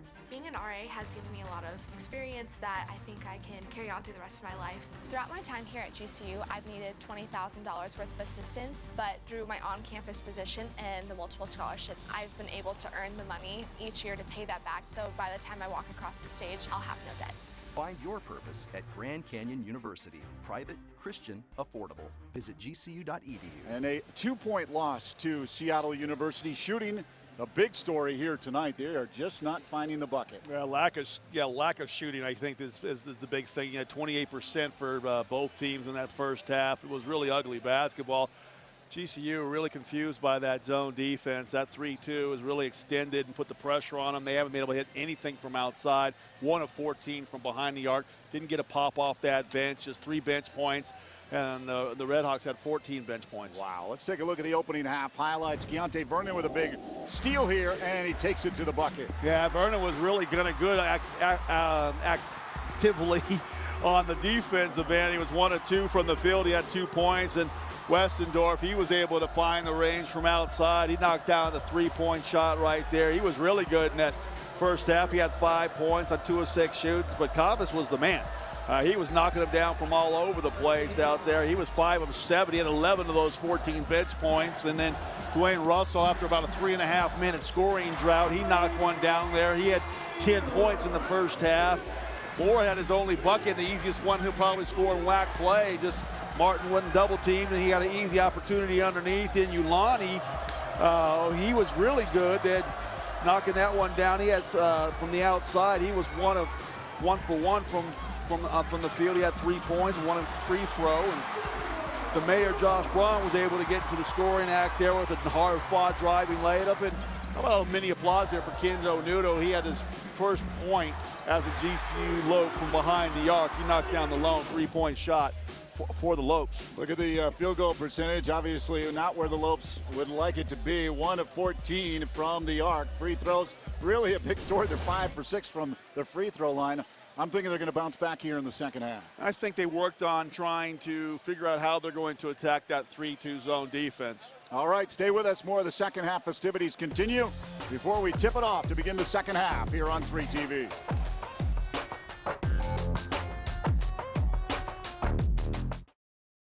GCU is the university that never sleeps, moving at the speed of light. And now GCU is leading in the area of computer science and IT. With over 200 university degree programs across 9 colleges on campus and online, join the most inventive concept in education today. Fast track options available with courses in cybersecurity, cloud computing, and systems architecture. Find your purpose at Grand Canyon University. Visit gcu.edu/IT. At GCU, earning your degree online doesn't have to be without the college experience. To find your purpose, it takes support from those around you. GCU's leadership offers over 3 decades of experience in delivering real-world degree programs online. GCU's online class size averages less than 17 students with full-time faculty and student advisors. Find your purpose online at Grand Canyon University. Call us today at 855-428-7692. Finding the right college isn't always simple. The choices I make today affect where I'll be tomorrow. That's why I chose Grand Canyon University. Here I'm working toward a greater purpose and a place that feels like home. With scholarships to help me earn my degree, I can graduate in less than 4 years. By attending GCU, Arizona's premier private Christian university, I know I'm not just making the right choice, I'm making the smart choice. Find your purpose at Grand Canyon University. Private, Christian, affordable. Visit gcu.edu.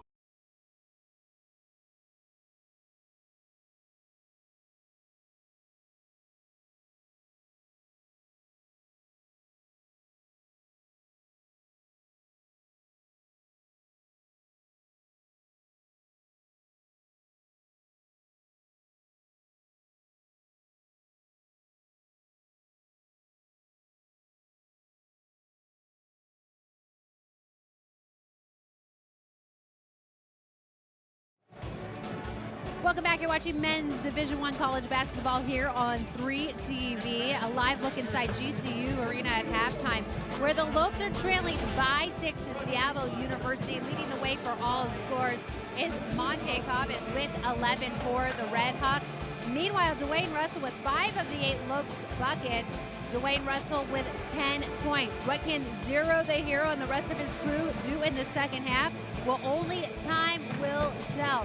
We'll be right back with more GCU basketball here on 3 TV. Can the Lopes solve the conundrum, which is the zone defense? We'll find out right after this.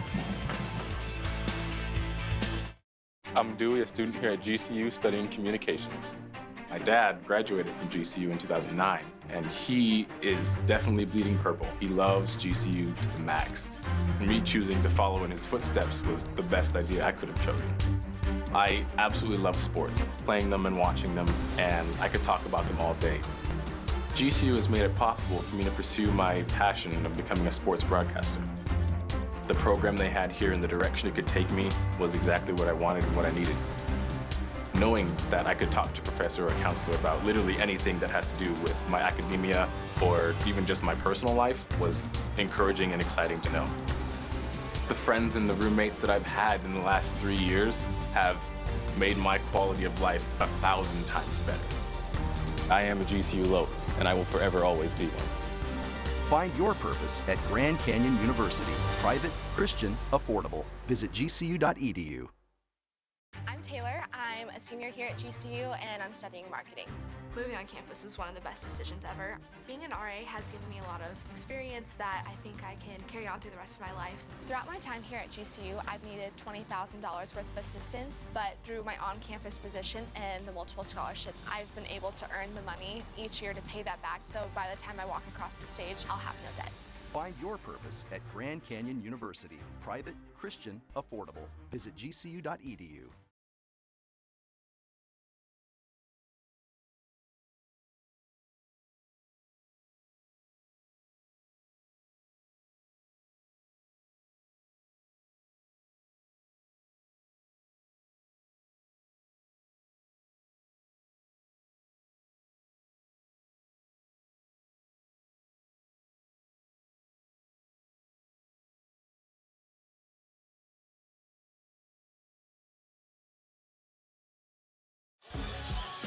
Second half about to begin with the Lopes down by 6. We want to encourage all the fans to be sure to get out to a men's basketball game and pick up your tickets now. Get great WAC conference tickets for upcoming games against CSU Bakersfield, UT Rio Grande Valley, and New Mexico State, among others. And remember, the GCU Arena, great place for the entire family. Reserve your tickets now by contacting the GCU box office at 602-639-8979 or just log on to lopestickets.com. Russell, Martin, Smith, Braun, and Vernon on the court, ready to begin the second half. They didn't get off to a fast start here this half. They'll be aided by the fact that their offense will be in front of their bench. So maybe coaches can give them some instructions on how to attack and where to attack that 3-2 zone defense. They can get off to a quicker start than they did in the first half of this basketball game. 1 of 14 from the arc with the Lopes in the opening half. First half on Tuesday, they were 1 for 8. Second half, they were 5 for 9. We'll see if they light it up from the arc here in the second like they did Tuesday. Powell, back out. Moore plays catch with Shibagu. Bounce pass. Powell moving in on Smith. Oh my. Third on Kerwin. Powell is a nice move. He comes down with that basketball and tries to attack Kerwin on that baseline. Let's see if Kerwin reaches out. Yeah, just that left hand got a little bit low. Inbound, Moore, open look, pulled down by Kerwin. Nice job by Cohen Smith going high and grabbing that basketball. Russell. Braun.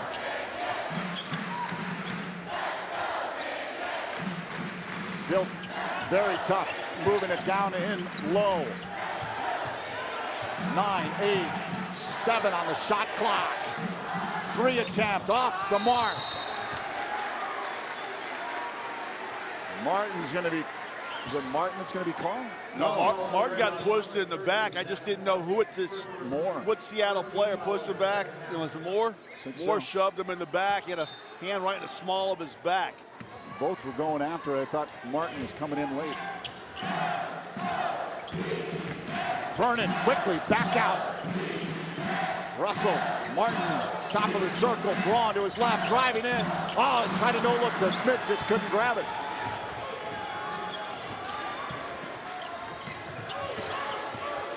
Foul, backs out, means Chibagu to Moore. Trying to move on Russell, unsuccessful. Ball got a hand on that, almost took it away. Westendorf, Moore's got it again. Means. Westendorf, look for 3, pulled down, driving paint, left hand and in. I've seen the basketball now on 3 different occasions being driven right down the center of that Lopes defense. And no one's stepped into that driving lane and tried to take a charge. Bounce pass, Martin back out. Russell's got An open look at Connect! Nice weak side. Got the ball underneath the zone with the bounce pass. You turn and you look to the opposite wing, and you found Russell. Moore tried to counter. Pulled down by Martin, up for Russell. Russell stops. Pulls back. Whoa, Braun in the corner for three. Big rebound, pulled it down himself. Fresh 30 on the shot clock. Russell calming things down, goes to his left. Bounce pass inside. Martin kicks back out. Braun's going to try again. Rebound again. Shibagu able to pull it down for the Redhawks. Just can't seem to get consistent looks from the outside to drop. But once was a 15-point disadvantage, is now down to only 5.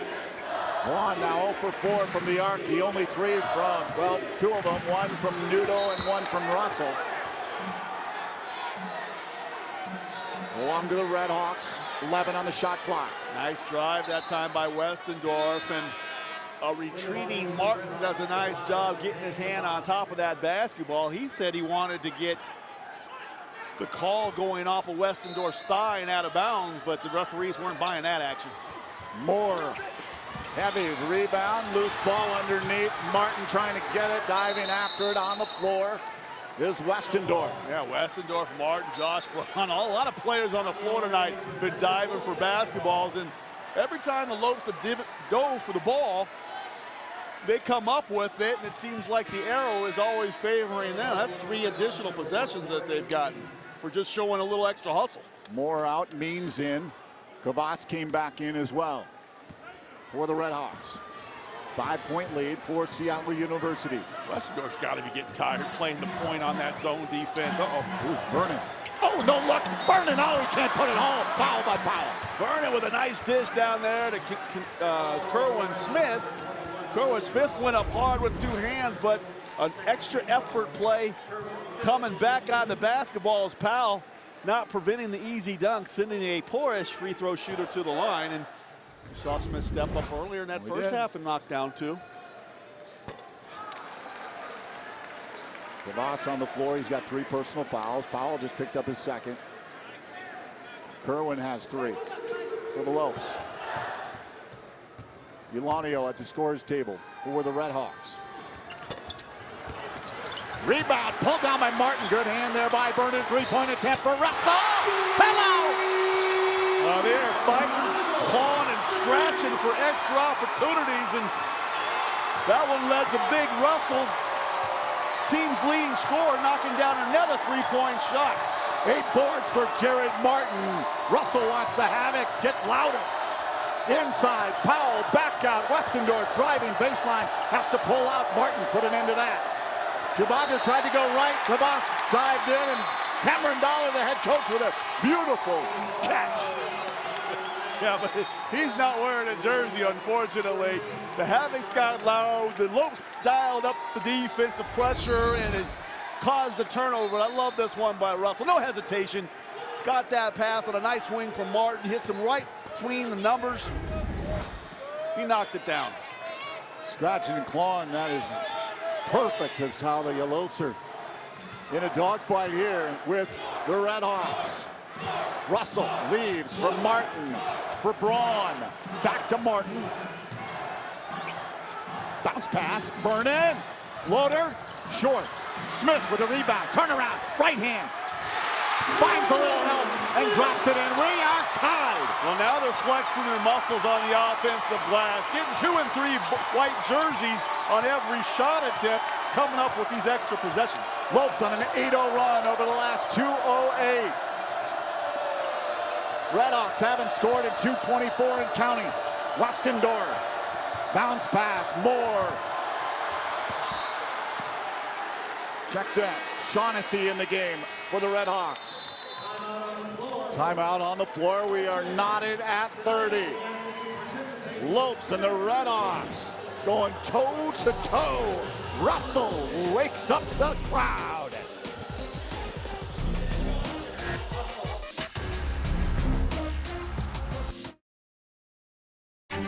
GCU's College of Science, Engineering, and Technology offers a premier STEM education with relevant curricula designed to lead you to a career in the competitive fields of science, technology, engineering, and math. GCU is investing in the future of our STEM programs with multiple state-of-the-art facilities, providing students with access to cutting-edge technology. Our STEM education is motivated by a Christian worldview, which cultivates ethical decision-making. The College of Science, Engineering, and Technology fosters traits in adaptability, collaboration, creativity, as well as ethical and social awareness, which makes our graduates from our STEM programs more competitive. Through robust collaboration and partnership with industries that require a STEM-prepared workforce, our faculty concentrates exclusively on student success within a deeply nurturing Christian setting. Find out more at gcu.edu/CSET.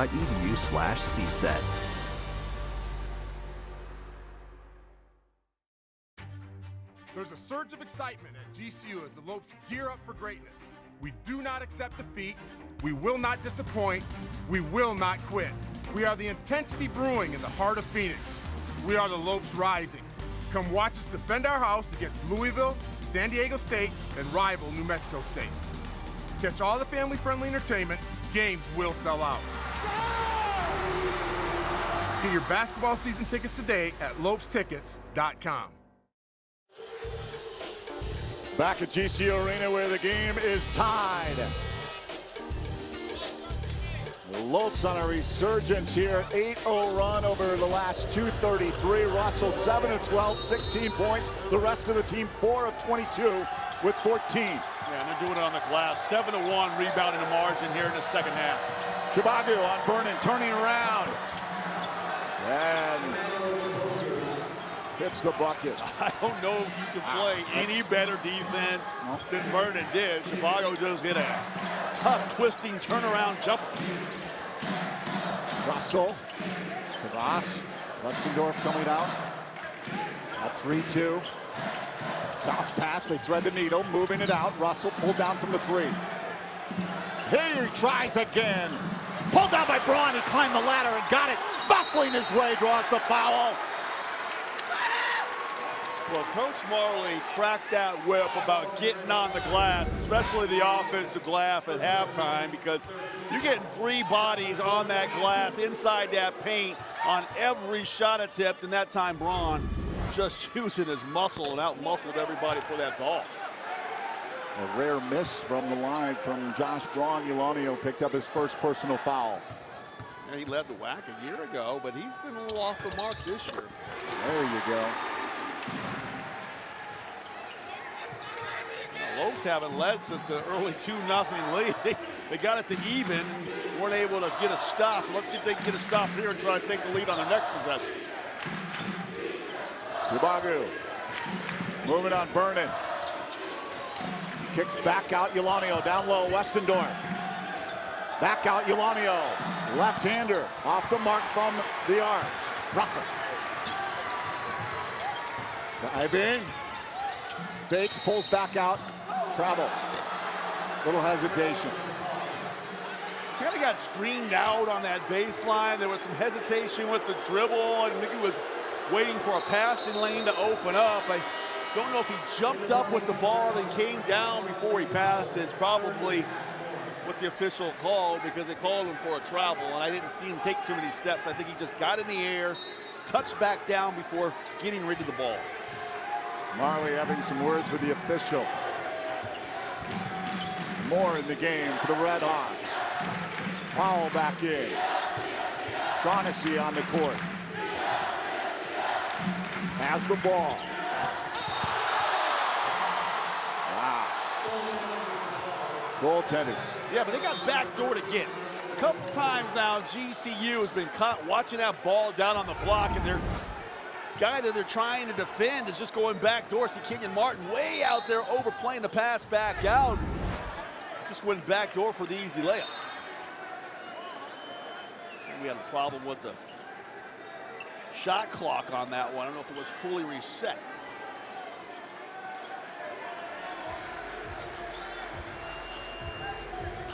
So the officials to take a look at the monitor.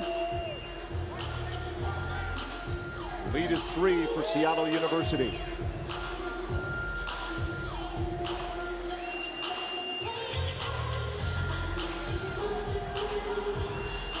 think that they want to get either the game clock or the shot clock correct. I don't think there was anything else on the floor, unless they're trying to reviewing whether or not that was a goaltending call or not. But I don't think that was pretty obvious that they were convinced that they got the call right on that. They got a stopwatch out there. What is that? Is that a calculator? We talk a little bit about Cameron Dollar in his 8th season as head coach of the Red Hawks. 7 years an assistant at Washington, 3 years at St. Louis University, a year at UC Irvine, a 4-year player at UCLA, part of the '95 national championship team that won 89-78 over Arkansas in the Kingdome. As you look at his career stats at UCLA, played in that championship game. Tyus Edney went down with an injury, played 36 minutes in that game. Played really well, had a number of steals in that game as well. And you look at that lineup, Ed O'Banion was the MVP of the tournament. Toby Bailey, Charles O'Banion was on that team, J.R. Henderson, Tyus Edney. Cameron Dollar went on to coaching. The rest of the guys were 1st or 2nd round draft picks. He's like a 22-year-old head coach in the college ranks.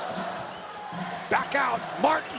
Oh, it's off the mark. Braun fouled on the play. I didn't block Braun out. It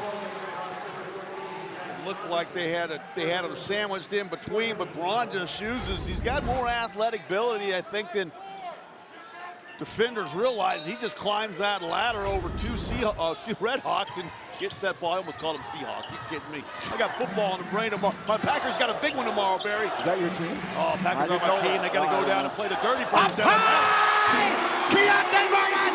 Keontae Vernon is so good at catching those high handoffs from Martin and Braun. That time Braun threw an absolute pass that Aaron Rodgers would have been proud of. Oh, you had to slide that in there.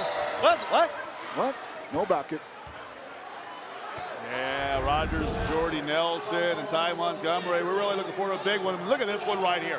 He just gives them a little signal with his hand, says, hey, toss it up here where nobody else can get to it but me.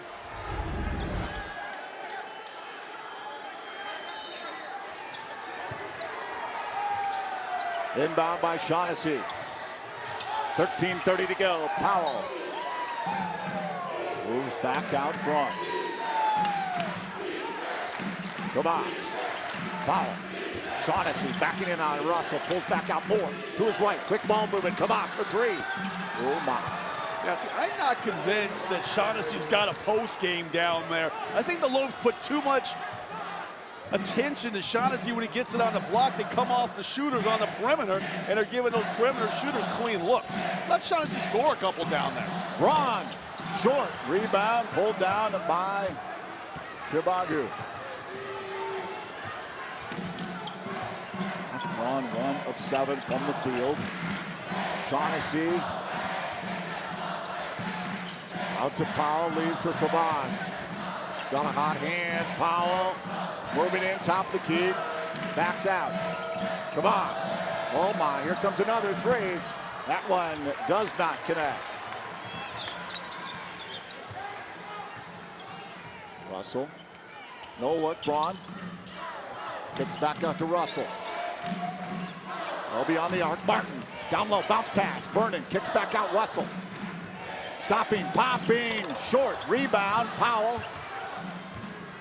And the Red Hawks. I want to see Martin now. He's gotten that interior pass a few times and he's looked to pass. He needs to turn and look to try to put the pressure on that defense with scoring now that he's been able to find soft spots in that zone to receive passes. Goes out on Shaughnessy. The D by Dwayne Russell. They'll inbound it after we return from this timeout. The Lopes down by 4. This is a slugfest. In conference play, we'll see how it ends up on 3TV. GCU's College of Science, Engineering, and Technology offers a premier STEM education with relevant curricula designed to lead you to a career in the competitive fields of science, technology, engineering, and math. GCU is investing in the future of our STEM programs with multiple state-of-the-art facilities, providing students with access to cutting-edge technology. Our STEM education is motivated by a Christian worldview, which cultivates ethical decision-making. The College of Science, Engineering, and Technology fosters traits in adaptability, collaboration, creativity, as well as ethical and social awareness, which makes our graduates from our STEM programs more competitive. Through robust collaboration and partnership with industries that require a STEM-prepared workforce, our faculty concentrates exclusively on student success within a deeply nurturing Christian setting. Find out more at gcu.edu/CSET.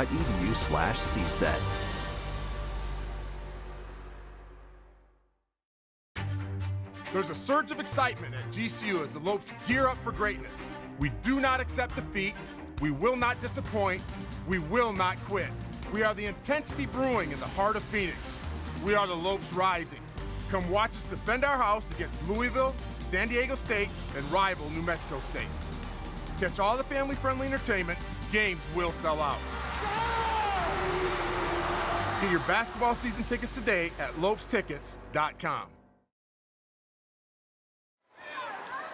Welcome back inside GCU Arena. It is beach day here, and as the Lopes take a brief timeout down by 4 to Seattle U, the crowd getting into this one, doing a little circle in the USA, or at least here inside GCU Arena. I'm Kate Longworth. You're watching Lopes basketball here on 3 TV. Today, the Lopes women, well, they did fall to Seattle University. The final score there, 86-60. Bree Mobley led the team with 28 points. The Lopes now return home to GCU Arena this week for some action starting on Thursday, January 26th, when they host University of Missouri at Kansas City at 7 p.m. here at the arena.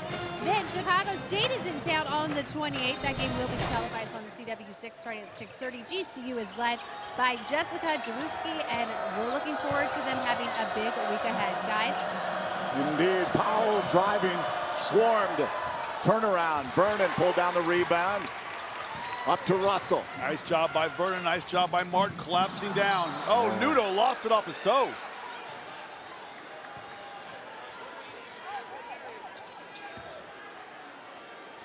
Marley up, trying to get his team on track here.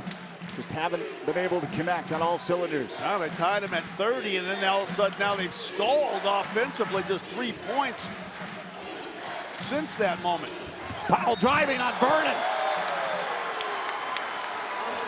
Vernon does a nice job sliding those biscuits, getting in front of Powell. Boy, did he really sell that contact. You could knock Vernon over this easily. But now, Big Bill. That's Big Bill. He threw that shoulder into him, and once you dip that shoulder, the defense and Vernon dropped like a ton of books. I'm laughing because, my God, it was I think great you're defense. underestimating Big Bill. I'm underestimating Vernon's acting ability as well, and his athletic ability. He really did a nice job sliding his feet. Look, the Powell dropped him. Cameron Dollar got a smile and a chuckle out of him. Martin, Russell. Braun inside, Vernon pulling down, muscles his way over to Russell in the corner. Driving baseline. Oh, ball's loose, picked up by Powell, sloppy. Powell leaves it there for Westendorf. Their leading scorer takes it to the bucket, left hand over Nudo. Well, that was a really nice drive out of that right corner. Went all the way to the other side of the basket. A hard-fought layup over the smaller Kendo Nudo. Westendorf reaching down to that right ankle, shaking it off. Kick back out, Russell. Back out front, Nudo to his right. Vernon quickly to Martin. Kick back out, Russell looking for 3. And it's good. Well, he needed that one. It was a 9-3 run by the Hawks to push that advantage back up a little bit, and Russell gets the 3 to drop. 3 attempt for the Redhawks off the mark. Braun called for the foul. Look at Russell one more time. I love this one here. This is a nice job by Martin. He's very good at getting that ball inside and looking opposite wing, but really want him to start kicking that thing hard to the hole. Braun's got 3. Kerwin Smith making his way over to the scorer's table. Inside, finds more, does Kavas. Back out. Powell driving baseline. Pulls back out, looks for Shabagu. Redhawks opening up their lead here, 42-36. After it was tied at 30. Yeah, Shabago's got himself in double figures now on 4-7 shooting. He's got 10 points. Nudo, Martin down low, kick back out Nudo. Left, Martin for 3. And it's good. Jared Martin finds it. Well, both teams cold in the first half from behind the arc. Now starting to eat up here in the final 10 minutes of this basketball game. And back-to-back-to-back three-point bombs. First bucket for Martin. Powell to his right, Westendorf driving. Jump ball, Keontae Vernon. Possession arrow for the Red Hawks. He's been a demon defensively, just really doing a nice job. Jumping on loose basketballs, getting deflections, gets his hand in here on this one, and this one by Martin. That's the no hesitation that you need at a Jared Martin and start knocking down shots. Even not take that outside shot, he's got enough athletic ability to be able to finish inside against these Red Hawks down low. Westendorf, three-pointer. So, surprise, surprise, right? Another three-point shot drops. It's a three-fest here in the second half. Yeah, the Lopes are 1 of 14 in the opening half, 4 of 10 from the arc here in the second. Russell high by Westendorf. Martin tried to get some, almost Powell picked it off Nudo. Wow, he gets some loft on his shots. Braun just muscles his way. Nudo again for 3. Oh, goodness! The second chance points have been absolutely huge for the Lopes here in the second half. A 14-2 advantage in second half points in the second half. They can claw back into this one, find themselves only down 1 possession. Lopes battling it out, have an 11-3 margin in second chance points. Back out, open look. Oh my goodness, Westendorf. Now their leading scorer. I mean, they needed buckets. They've gone to Westendorf now. Consecutive trips down the floor, and he has delivered 2 three-point shots. 3 of 6 from the arc. Westendorf. Nudo pulls down. He's going to try for 3. Ba-bam! Kenzo Nudo! Well, there's no doubt this kid was nervous in the first half. Wasn't able to throw it in the ocean if he was inside of a boat. But now, all of a sudden, the basket's looking a little bit bigger for him, and he's finding the range. 3-point lead for the Red Hawks. Westendorf moves inside. Powell puts it up off the glass over Kenzo. Yeah, big, strong left shoulder turn to that right hand, semi-jump hook, and push that thing back up to 5-point lead. Braun for 3. Oh, it rings out, pulled down by Westendorf. Josh Cole from the arc, 0 for 6. Yeah, just 1 field goal in this game for Josh Braun. That's highly unusual. Kavas looking down low. Powell, look out. Pushes it back in before he stepped out of bounds. Westendorf drives on Martin. Martin does a nice job drawing that charge. Westendorf thought he had a clear lane to the basket, but the best defender and steals leader on the Lopes takes that charge. 5-point Red Hawks lead over the Lopes. 7:15 to go on 3TV. Hey Phoenix, it's Thunder Dan Marley, head coach at Grand Canyon University. Coming to GCU was a great move for me. Join Antelope Nation by enrolling as an evening student at our beautiful campus in the heart of Phoenix. Earn your bachelor's, master's, or doctoral degree to take your career to the next level. Engage with industry expert instructors in small classroom settings where you can get the support you need to excel. Scholarships available. See you on campus. Go Lopes. Find your purpose at Grand Canyon University. Visit gcu.edu/evening. Grand Canyon University's newly remodeled golf course is thriving in the heart of Phoenix, featuring over 7,200 yards of expansive tees and tree-lined fairways, signature par 3s, greenside bunkers, premium greens, and a brand new clubhouse and restaurant. Experience a University Championship golf course this summer with great rates as low as $15 available now. Book your tee times at gcugolf.com. At GCU, earning your degree online doesn't have to be without the college experience. To find your purpose, it takes support from those around you. GCU's leadership offers over 3 decades of experience in delivering real-world degree programs online. GCU's online class size averages less than 17 students with full-time faculty. Find your purpose online at Grand Canyon University. Call us today at 855-428-7692. Redhawks up by 5 over the Lopes. Barry Buttel, Scott Williams, Kate Longworth here from GCU Arena. Kenzo Nudo, the redshirt freshman from Chaparral High School right here in Scottsdale, Arizona. All 9 points from three-point land. Nervous in that first Yes, half. he The was, kid wasn't he? has settled down. I mean, you would expect him to be nervous first time lacing it up. He's got family and friends in the house, and now in the second half, he's come back with a vengeance. He's got that three-point shot dialed in. He's knocked down 2 here in about the last 5 minutes. Feeling good about himself. 9 points, and he's got 18 minutes in his basketball game tonight in his first action. Coach Marley sees something in this young man that he likes. He's waited quite a while, and a miraculous recovery from a torn Achilles, just 4 months. Really unprecedented. When the doctors cleared him, everybody was like, what? Cleared him. But he's been working real hard to get back and in action. Frater, turnaround, soft, not enough. I don't know if he had a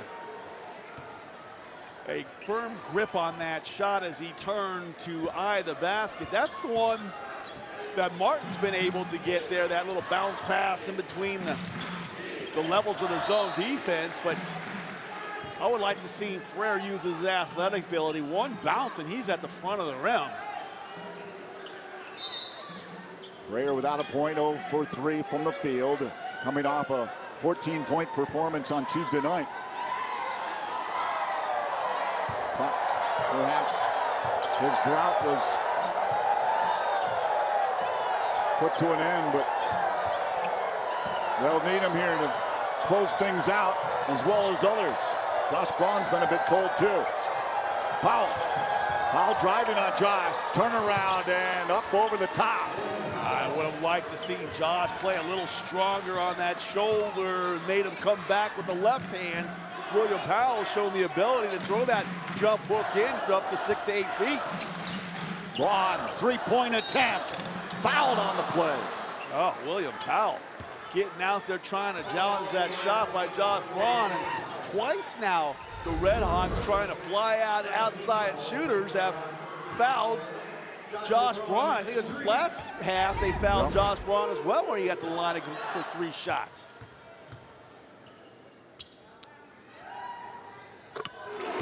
Nothing but net. Josh Braun, 85% free throw shooter. 3 just rang right out.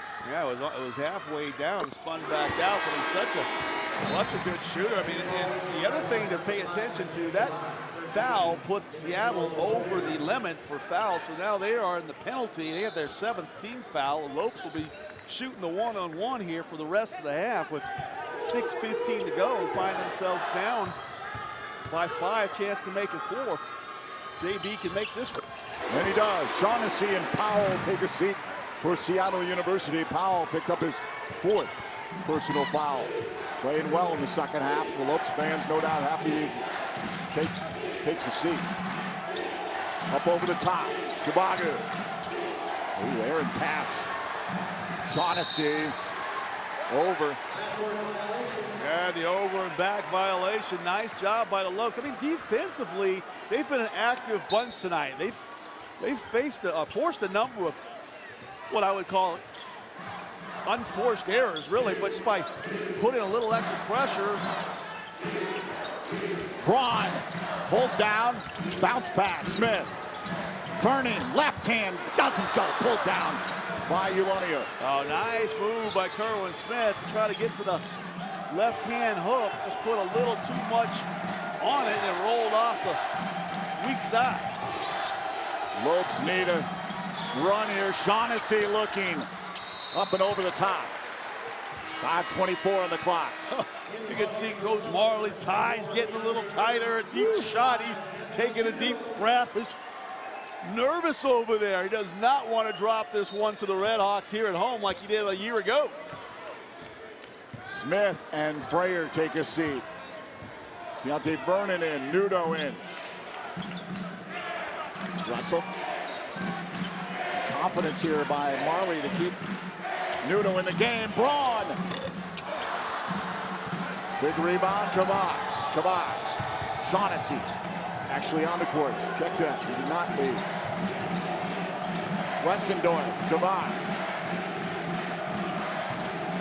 Kavas. He is having quite a game.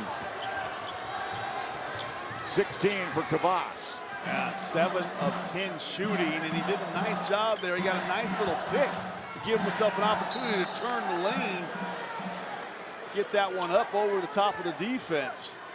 They're really working well together as a unit, Seattle, right now. Playing a lot of inside out, outside in, really keeping the Lopes off balance. Timeout called. 4:37 on the clock. 54-48 the score. Dollar talking to the officials.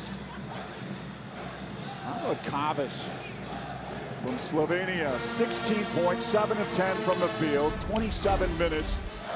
Coming into the game, 7.3 points per game average. Had 24 in the last game against Chicago State. Yeah, he was really good in that one against Chicago State. He knocked down 5 3-point shots in that basketball game, and sometimes that's all you need to get yourself full of confidence, because he's come out tonight looking to eye the basket every time that he's got. He's been a number of play for his teammates as well. So nice job by that young freshman. Matej Kavas, 6'8", 200-pound redshirt freshman guard from Slovenia. Dan Marley starting up a play. How about having Nudo on the court, though? It's obviously looking to take some big hits with the threes, but not from the arc. So we need to get some points on the board. Showing a lot of confidence in this young man who hadn't played. I mean, he was really Shaq Carr and Fifi Adu a game ago against San Diego Christian that played so well, but they haven't been able to get much time tonight because Kenzo Nudo's been doing it out here in the second half. See a slight improvement in the shooting, but obviously not where they want it to be. Really uncharacteristic for Josh Braun to have just one field goal, 1 of 8 from the field tonight. He keeps firing up those threes. I would have thought a couple of those trips to the free throw line where he's been fouled shooting a 3-point shot. Sometimes you get yourself to the line for about 15 feet. You get to go through your repertoire of your ritual of knocking the shot down. It helps you next time you're on the floor taking an outside field goal shot, but just hasn't translated for that young man tonight.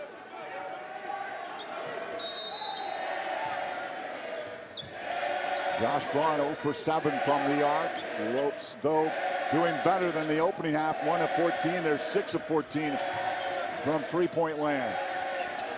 In the second, quickly, Nudo underneath, gets fouled. That was another nice pass by Vernon from the high post. It's going to be 1-1 for Nudo. He'll have free throws going to the line. And Kenyon Martin, look at that, steps right into that open zone, fires a strike, no hesitation. And they really wrapped up Nudo, not allowing him to get the easy opportunity from the floor. He'll have to go to the line and earn them from the free throw line. Off the mark. Do they call Keontae Vernon Kenyon Martin again. Oh my goodness. Gotta let it go. Gotta let those playing days go, man. I didn't even like Kenyon Martin. I don't even know why I'm calling him Kenyon Martin. Chibaku. Really? Kenyon wasn't a likable guy? I mean, oh, man! Ulanio takes out Braun. Yeah, that's a tough one for Ulanio. He thinks he's just going to run back down the floor with Kenyon Martin and, Keontae Vernon, and then he runs right over Josh Braun. So Josh Braun going to go to the line, 85 feet away from the basket from scoring. Coach Dollars using this as a teaching point for the young fella. 3 on Ulanio, and coming back into the game with 4 is Powell.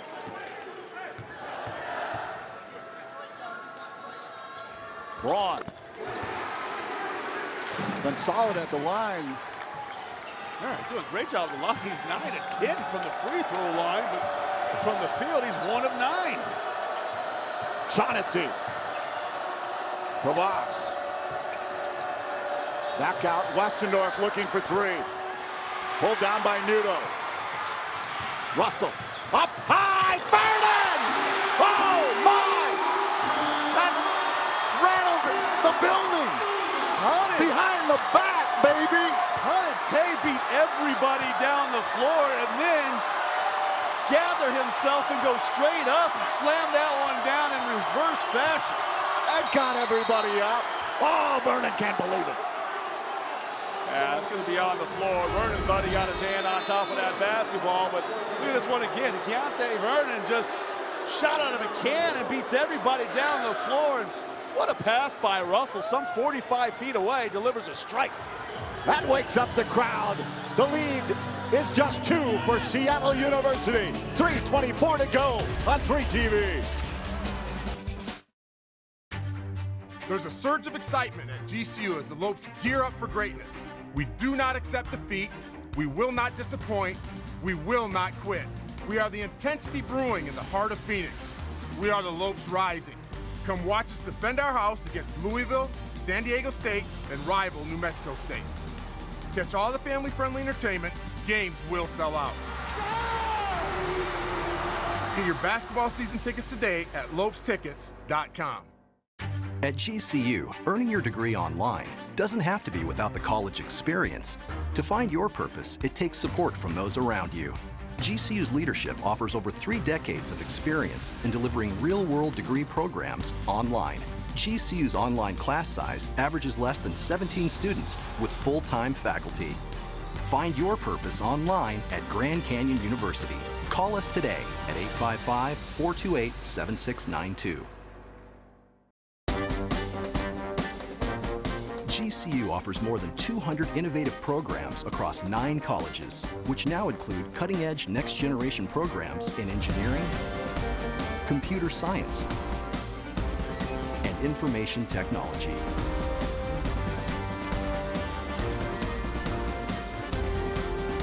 Grand Canyon University, the quality of a private Christian education, the affordability of a state university. Visit gcu.edu. It's a 2-point game here at GCU Arena, but let's first take a look at what's going on around the NCAA when it comes to the top 25. A big day for the Wildcats. Number 1, Villanova comes out on top of Providence, 78-68, a final there. Meanwhile, Alonzo Trier eligible for the Arizona Wildcats, and the number 14 Cats upset number 3 UCLA, 95-86. That game was in LA. Trier was responsible for 12 points, 7 boards, and 4 assists. Gonzaga remains the only unbeaten team in the top 25, and they keep it going tonight with a win over Portland, 73-52, the final there. Take a look at Keontae Vernon. Beautiful feed behind the back. That was a thing of beauty.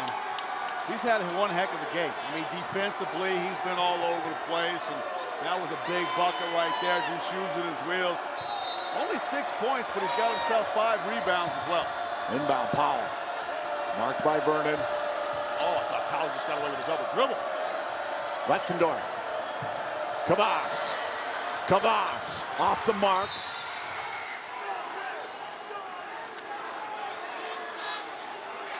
Oh my, Keontae Vernon completely off balance. Take a look at this. Keontae Vernon finds the man. He got pushed just underneath the basket just a little bit. See that left arm by Tay, kind of grabs Powell's right arm, left arm. Kavas back out. Shabagu. Westendorf goes by him. Shaughnessy inside. Big Bill Powell using too much muscle underneath. Wrestling with Vernon, gets whistled for the offensive foul. That's going to be Cinco. He's going to be out of this basketball game. That's a huge blow for the Redhawks. Yep.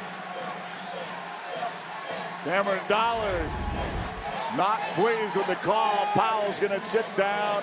5 personal fouls. Yeah, he had himself a nice basketball game. Only 6 points on 3 of 7 shooting. But he did his job defensively. 9 rebounds to go along with 5 assists. Ulanio checks in. Westendorf, Kavas, Ulanio with 3 personal fouls. The lead is 2. Nudo bounce pass. Martin back out for Braun for 3. Good! The Lopes take the lead. That's the execution against that 3-2 that Coach Stoller does not want to see. Precision passing, and Braun finally gets one to go. What from timing, huh? Eulanio's shot attempt off the mark, up for Russell driving. Russell at the arc, eyed by Westendorf, pulling back. Oh my, Nudo driving. Oh, they got Noodle for a charge, but I thought the defender was well within the restricted zone. I don't know if we get a replay on that one or not, but here it is. A little nice job by Nudo taking this ball up. Let's see if he gets outside that paint. Oh yes, both feet outside that black semicircle underneath there. You can see right down here, he gets both those biscuits outside that restricted area and takes that charge. Good call by the officials. We got ourselves a ball game. 2:15 and counting. Inside, Shaughnessy denied. Oh my! These officials love the whistle. Well, he obviously got the ball clean. Did he get him with the lower body? Shaughnessy makes a nice move, and it looked like a pretty clean block up top. Let's see if there's body-on-body contact. Don't see anything with the chest. Maybe something with the legs underneath. Russell can't believe it. Well, what's that old saying? Ball don't lie, as he's unable to make that first free throw. Crowd on its feet, trying to do their part, causing distractions for Jack Shaughnessy, an 83% free throw shooter. Misses both. 2:10 and counting, the lead one for GCU. Timeout, GCU. Oh my goodness. LeBron three-pointer really put the defibrillator on this game, didn't it? The Havoc's ratcheted up the intensity level after Braun three-pointer, and GCU has been doing the same thing on the defensive end. And look at the threes here in the second half. You got that big one there by Russell. He knocks one down from the left side, and then another one by Russell. He had a couple early there in the second half, and then Kenzo Nudo, he comes back, he fires in a couple threes behind the arc, and then we've been waiting all night for Josh Braun to finally get it going behind that arc. Oh, that's the second one by Nudo, and he was 3 for 7 behind the arc at that point. Then Braun, he knocks down a big one there, and wonder what Coach Don Marley's trialing up on this one. Well, speaking of threes, he's in the house. Ryan Marley knows all about hitting three-pointers. 1 of 14 in the opening half. 7 of 15 in the second half are the Lopes from the arc. Yeah, doing a nice job. Ryan Marley, he knew all about making clutch threes. He loved the corner pocket three-point shot. Good to see him back in the house. Bringing some three-point karma. Boy, that Marley jaw just easily defined. Yeah, he likes the high handoff coming out of timeouts. I don't know if they can get a screen set on one of those guys down low on that 3-2 zone. They may try a high handoff to Vernon. He's back in his basketball game. How about Kenzo Nudo? First game as a Lope in the game with 2 minutes to go. Martin, Braun, pulled back. Russell didn't have an open look. Russell's going to back up. 12, 11 on the shot clock. Braun pulls down. Nothing there for him. Back to Braun. Got an open look for three. Bam! Bam! Bam! Well, nice job moving that basketball. The ball can move faster than the defenders, and that time Martin just goes right back to Braun, and he knocked it down. His second three-point shot in a row. Oh, clutch. Shaughnessy eyed by Russell. Back out. Westendorf's going to try for three. Rings out. Vernon with the rebound. Huge 124 rebound. and counting. Huge rebound that time. He got defender hanging on his back and still had the muscle to come up with the ball. Russell slowing things down. 15 on the shot clock. No look, down low, looking again, off the mark. Rebound, Shabadu. 4-point Lopes lead. Gavas up, Westendorf, driving on Russell. No call. Back out, Shaughnessy's got an open look for three, and he hits. Oh my goodness. 1-point lead, Lopes, under a minute to go. Russell tried to take a charge. He wasn't given the call, and they had to help him because he was on the floor. They came off Shaughnessy in the corner, wasn't able to get those free throws to go, and then he knocks down a big three-point shot. Gonna try to soak it up here. 15 on the shot clock. 38, 37 and counting in the game. The lead is one. A big bucket here would be huge. Russell driving, floater up high, rings out. Foul on the call. Wow, Shabagu. I'm not sure if they got Shaughnessy down there or if they... Look at the push in the back. Yeah, they got Shabagu pushing in the back there, that left arm right in the small of Keontae Vernon's back. So opportunity for Vernon to give the Lopes a 3-point advantage if he can knock them both down, which would be huge. Oh, no pressure. No pressure. Nice water. Yeah, Keontae Vernon, he's a 55% shooter, but much like Smith before, who knocked down a couple 3-point shots when the Lopes leaded him, Vernon able to get that first one to go. Nudo checks out, Braun's down, he's guarding Moore, who's just standing in the corner from 3-point land. Oh, it's not there. 2-point lead. 24 and counting, they've got a guard for the 3. Driving, Westendorf, doesn't go, the charge! What a play! Jared Martin, baby! Well, that is about the best defensive play I've ever seen. He guesses right. Westendorf tried to put a little right-left shimmy on Martin, who did not bite. Slides those biscuits really nicely. Takes that right between the 4 and the 2. He loves it. He's getting the crowd pumped up. 21 seconds remain. A year ago, Seattle came in here and shocked the crowd. The score was completely opposite. 59-57. Yep, we're stuck on that number again. We set a low-scoring game in the 60s would favor Seattle U, and it certainly has since most of the night, but really good defensive plays. A drawn charge by Martin and a big-time rebound by Vernon. Look at the hustle throughout this game, man. Up over the top. It really has been a clawing, scratching, biting defensive effort. I love this one. This really was what set the tone. That Superman dive of a steal by Vernon, then another big one. He only got one paw on it that time, but that was another possession back to the Lopes, and poke away there. Shaq Carr gets in the action. They both go to the floor.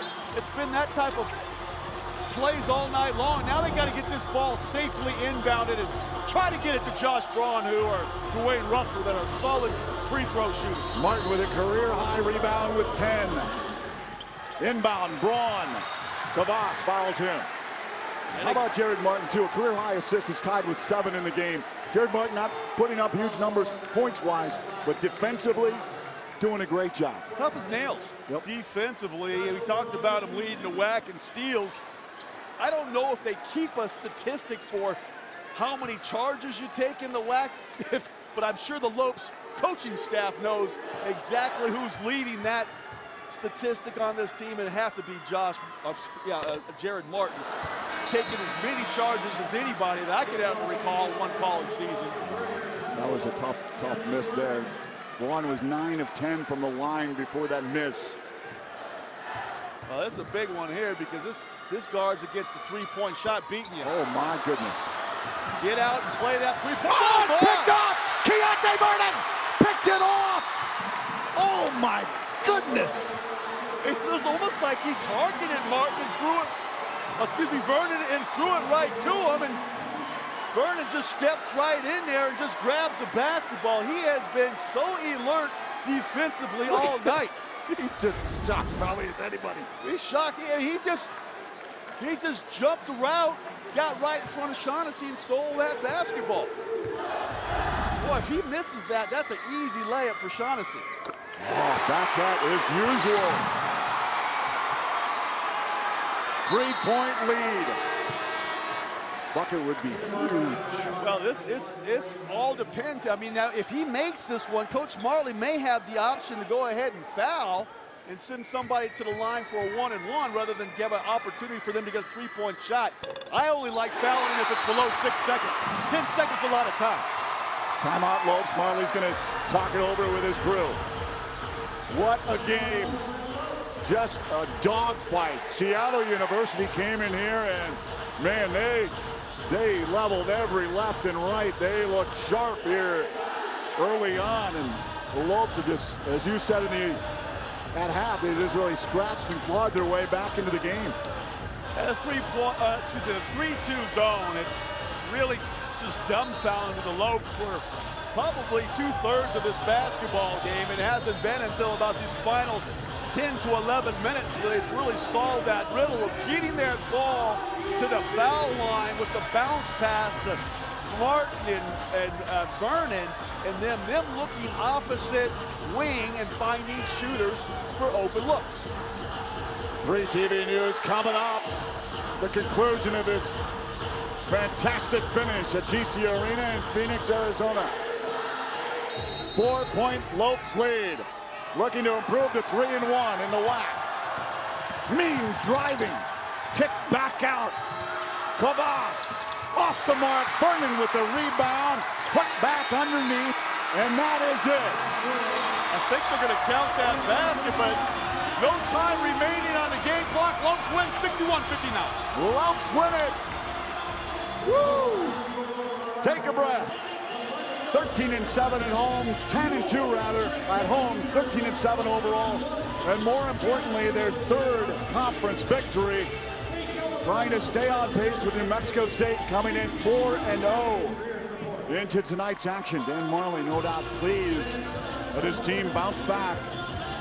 The final score 61-59.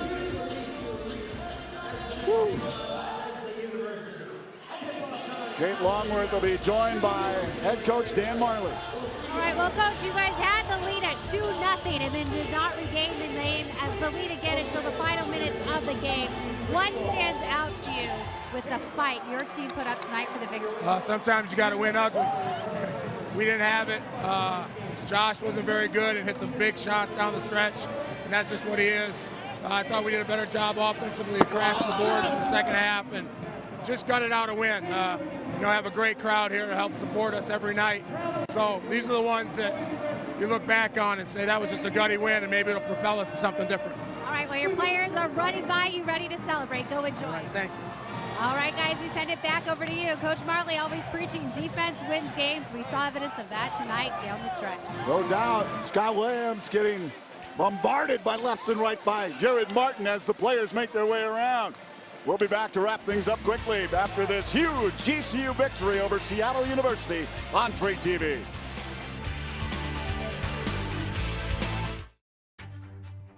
Grand Canyon University's newly remodeled golf course is thriving in the heart of Phoenix, featuring over 7,200 yards of expansive tees and tree-lined fairways, signature par 3s, greenside bunkers, premium greens, and a brand new clubhouse and restaurant. Experience a University Championship golf course this summer with great rates as low as $15 available now. Book your tee times at gcugolf.com. Finding the right college isn't always simple. The choices I make today affect where I'll be tomorrow. That's why I chose Grand Canyon University. Here I'm working toward a greater purpose and a place that feels like home. With scholarships to help me earn my degree, I can graduate in less than 4 years. By attending GCU, Arizona's premier private Christian university, I know I'm not just making the right choice, I'm making the smart choice. Find your purpose at Grand Canyon University. Private, Christian, affordable. Visit gcu.edu. I'm Taylor. I'm a senior here at GCU and I'm studying marketing. Moving on campus is one of the best decisions ever. Being an RA has given me a lot of experience that I think I can carry on through the rest of my life. Throughout my time here at GCU, I've needed $20,000 worth of assistance, but through my on-campus position and the multiple scholarships, I've been able to earn the money each year to pay that back, so by the time I walk across the stage, I'll have no debt. Find your purpose at Grand Canyon University. Private, Christian, affordable. Visit gcu.edu.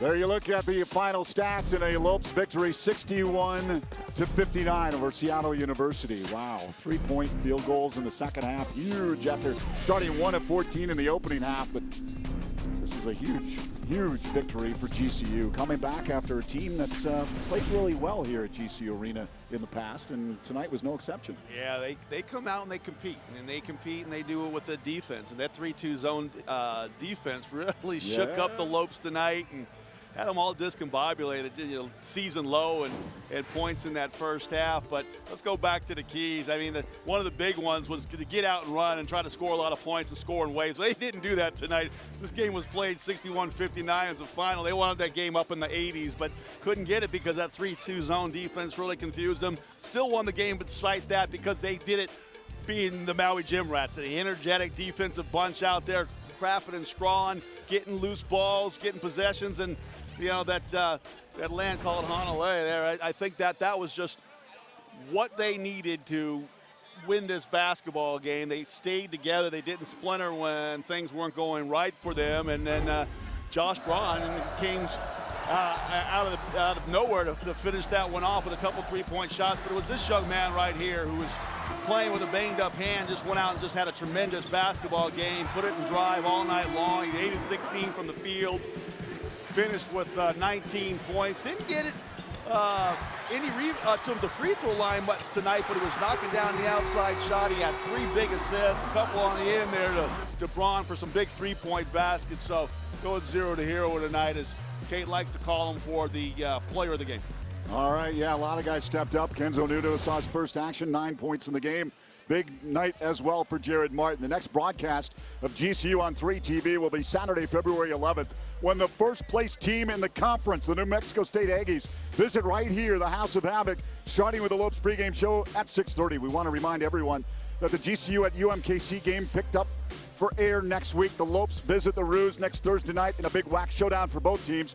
Missouri, Kansas City, led by forward Lavelle Boyd, who's putting up 19 points per game. Tune into Cox 7, 5 p.m. for the action on that game, or listen to Michael Potter and Tom Kuiper on KFYI, 12:30 a.m. That'll do it from here at GCU Arena, where once again the Lopes victorious over the Redhawks, 61-59. For Kate Longworth, birthday boy Tim Ring, Scott Williams, I'm Barry Butel. Wishing you a wonderful evening. Good night, everybody.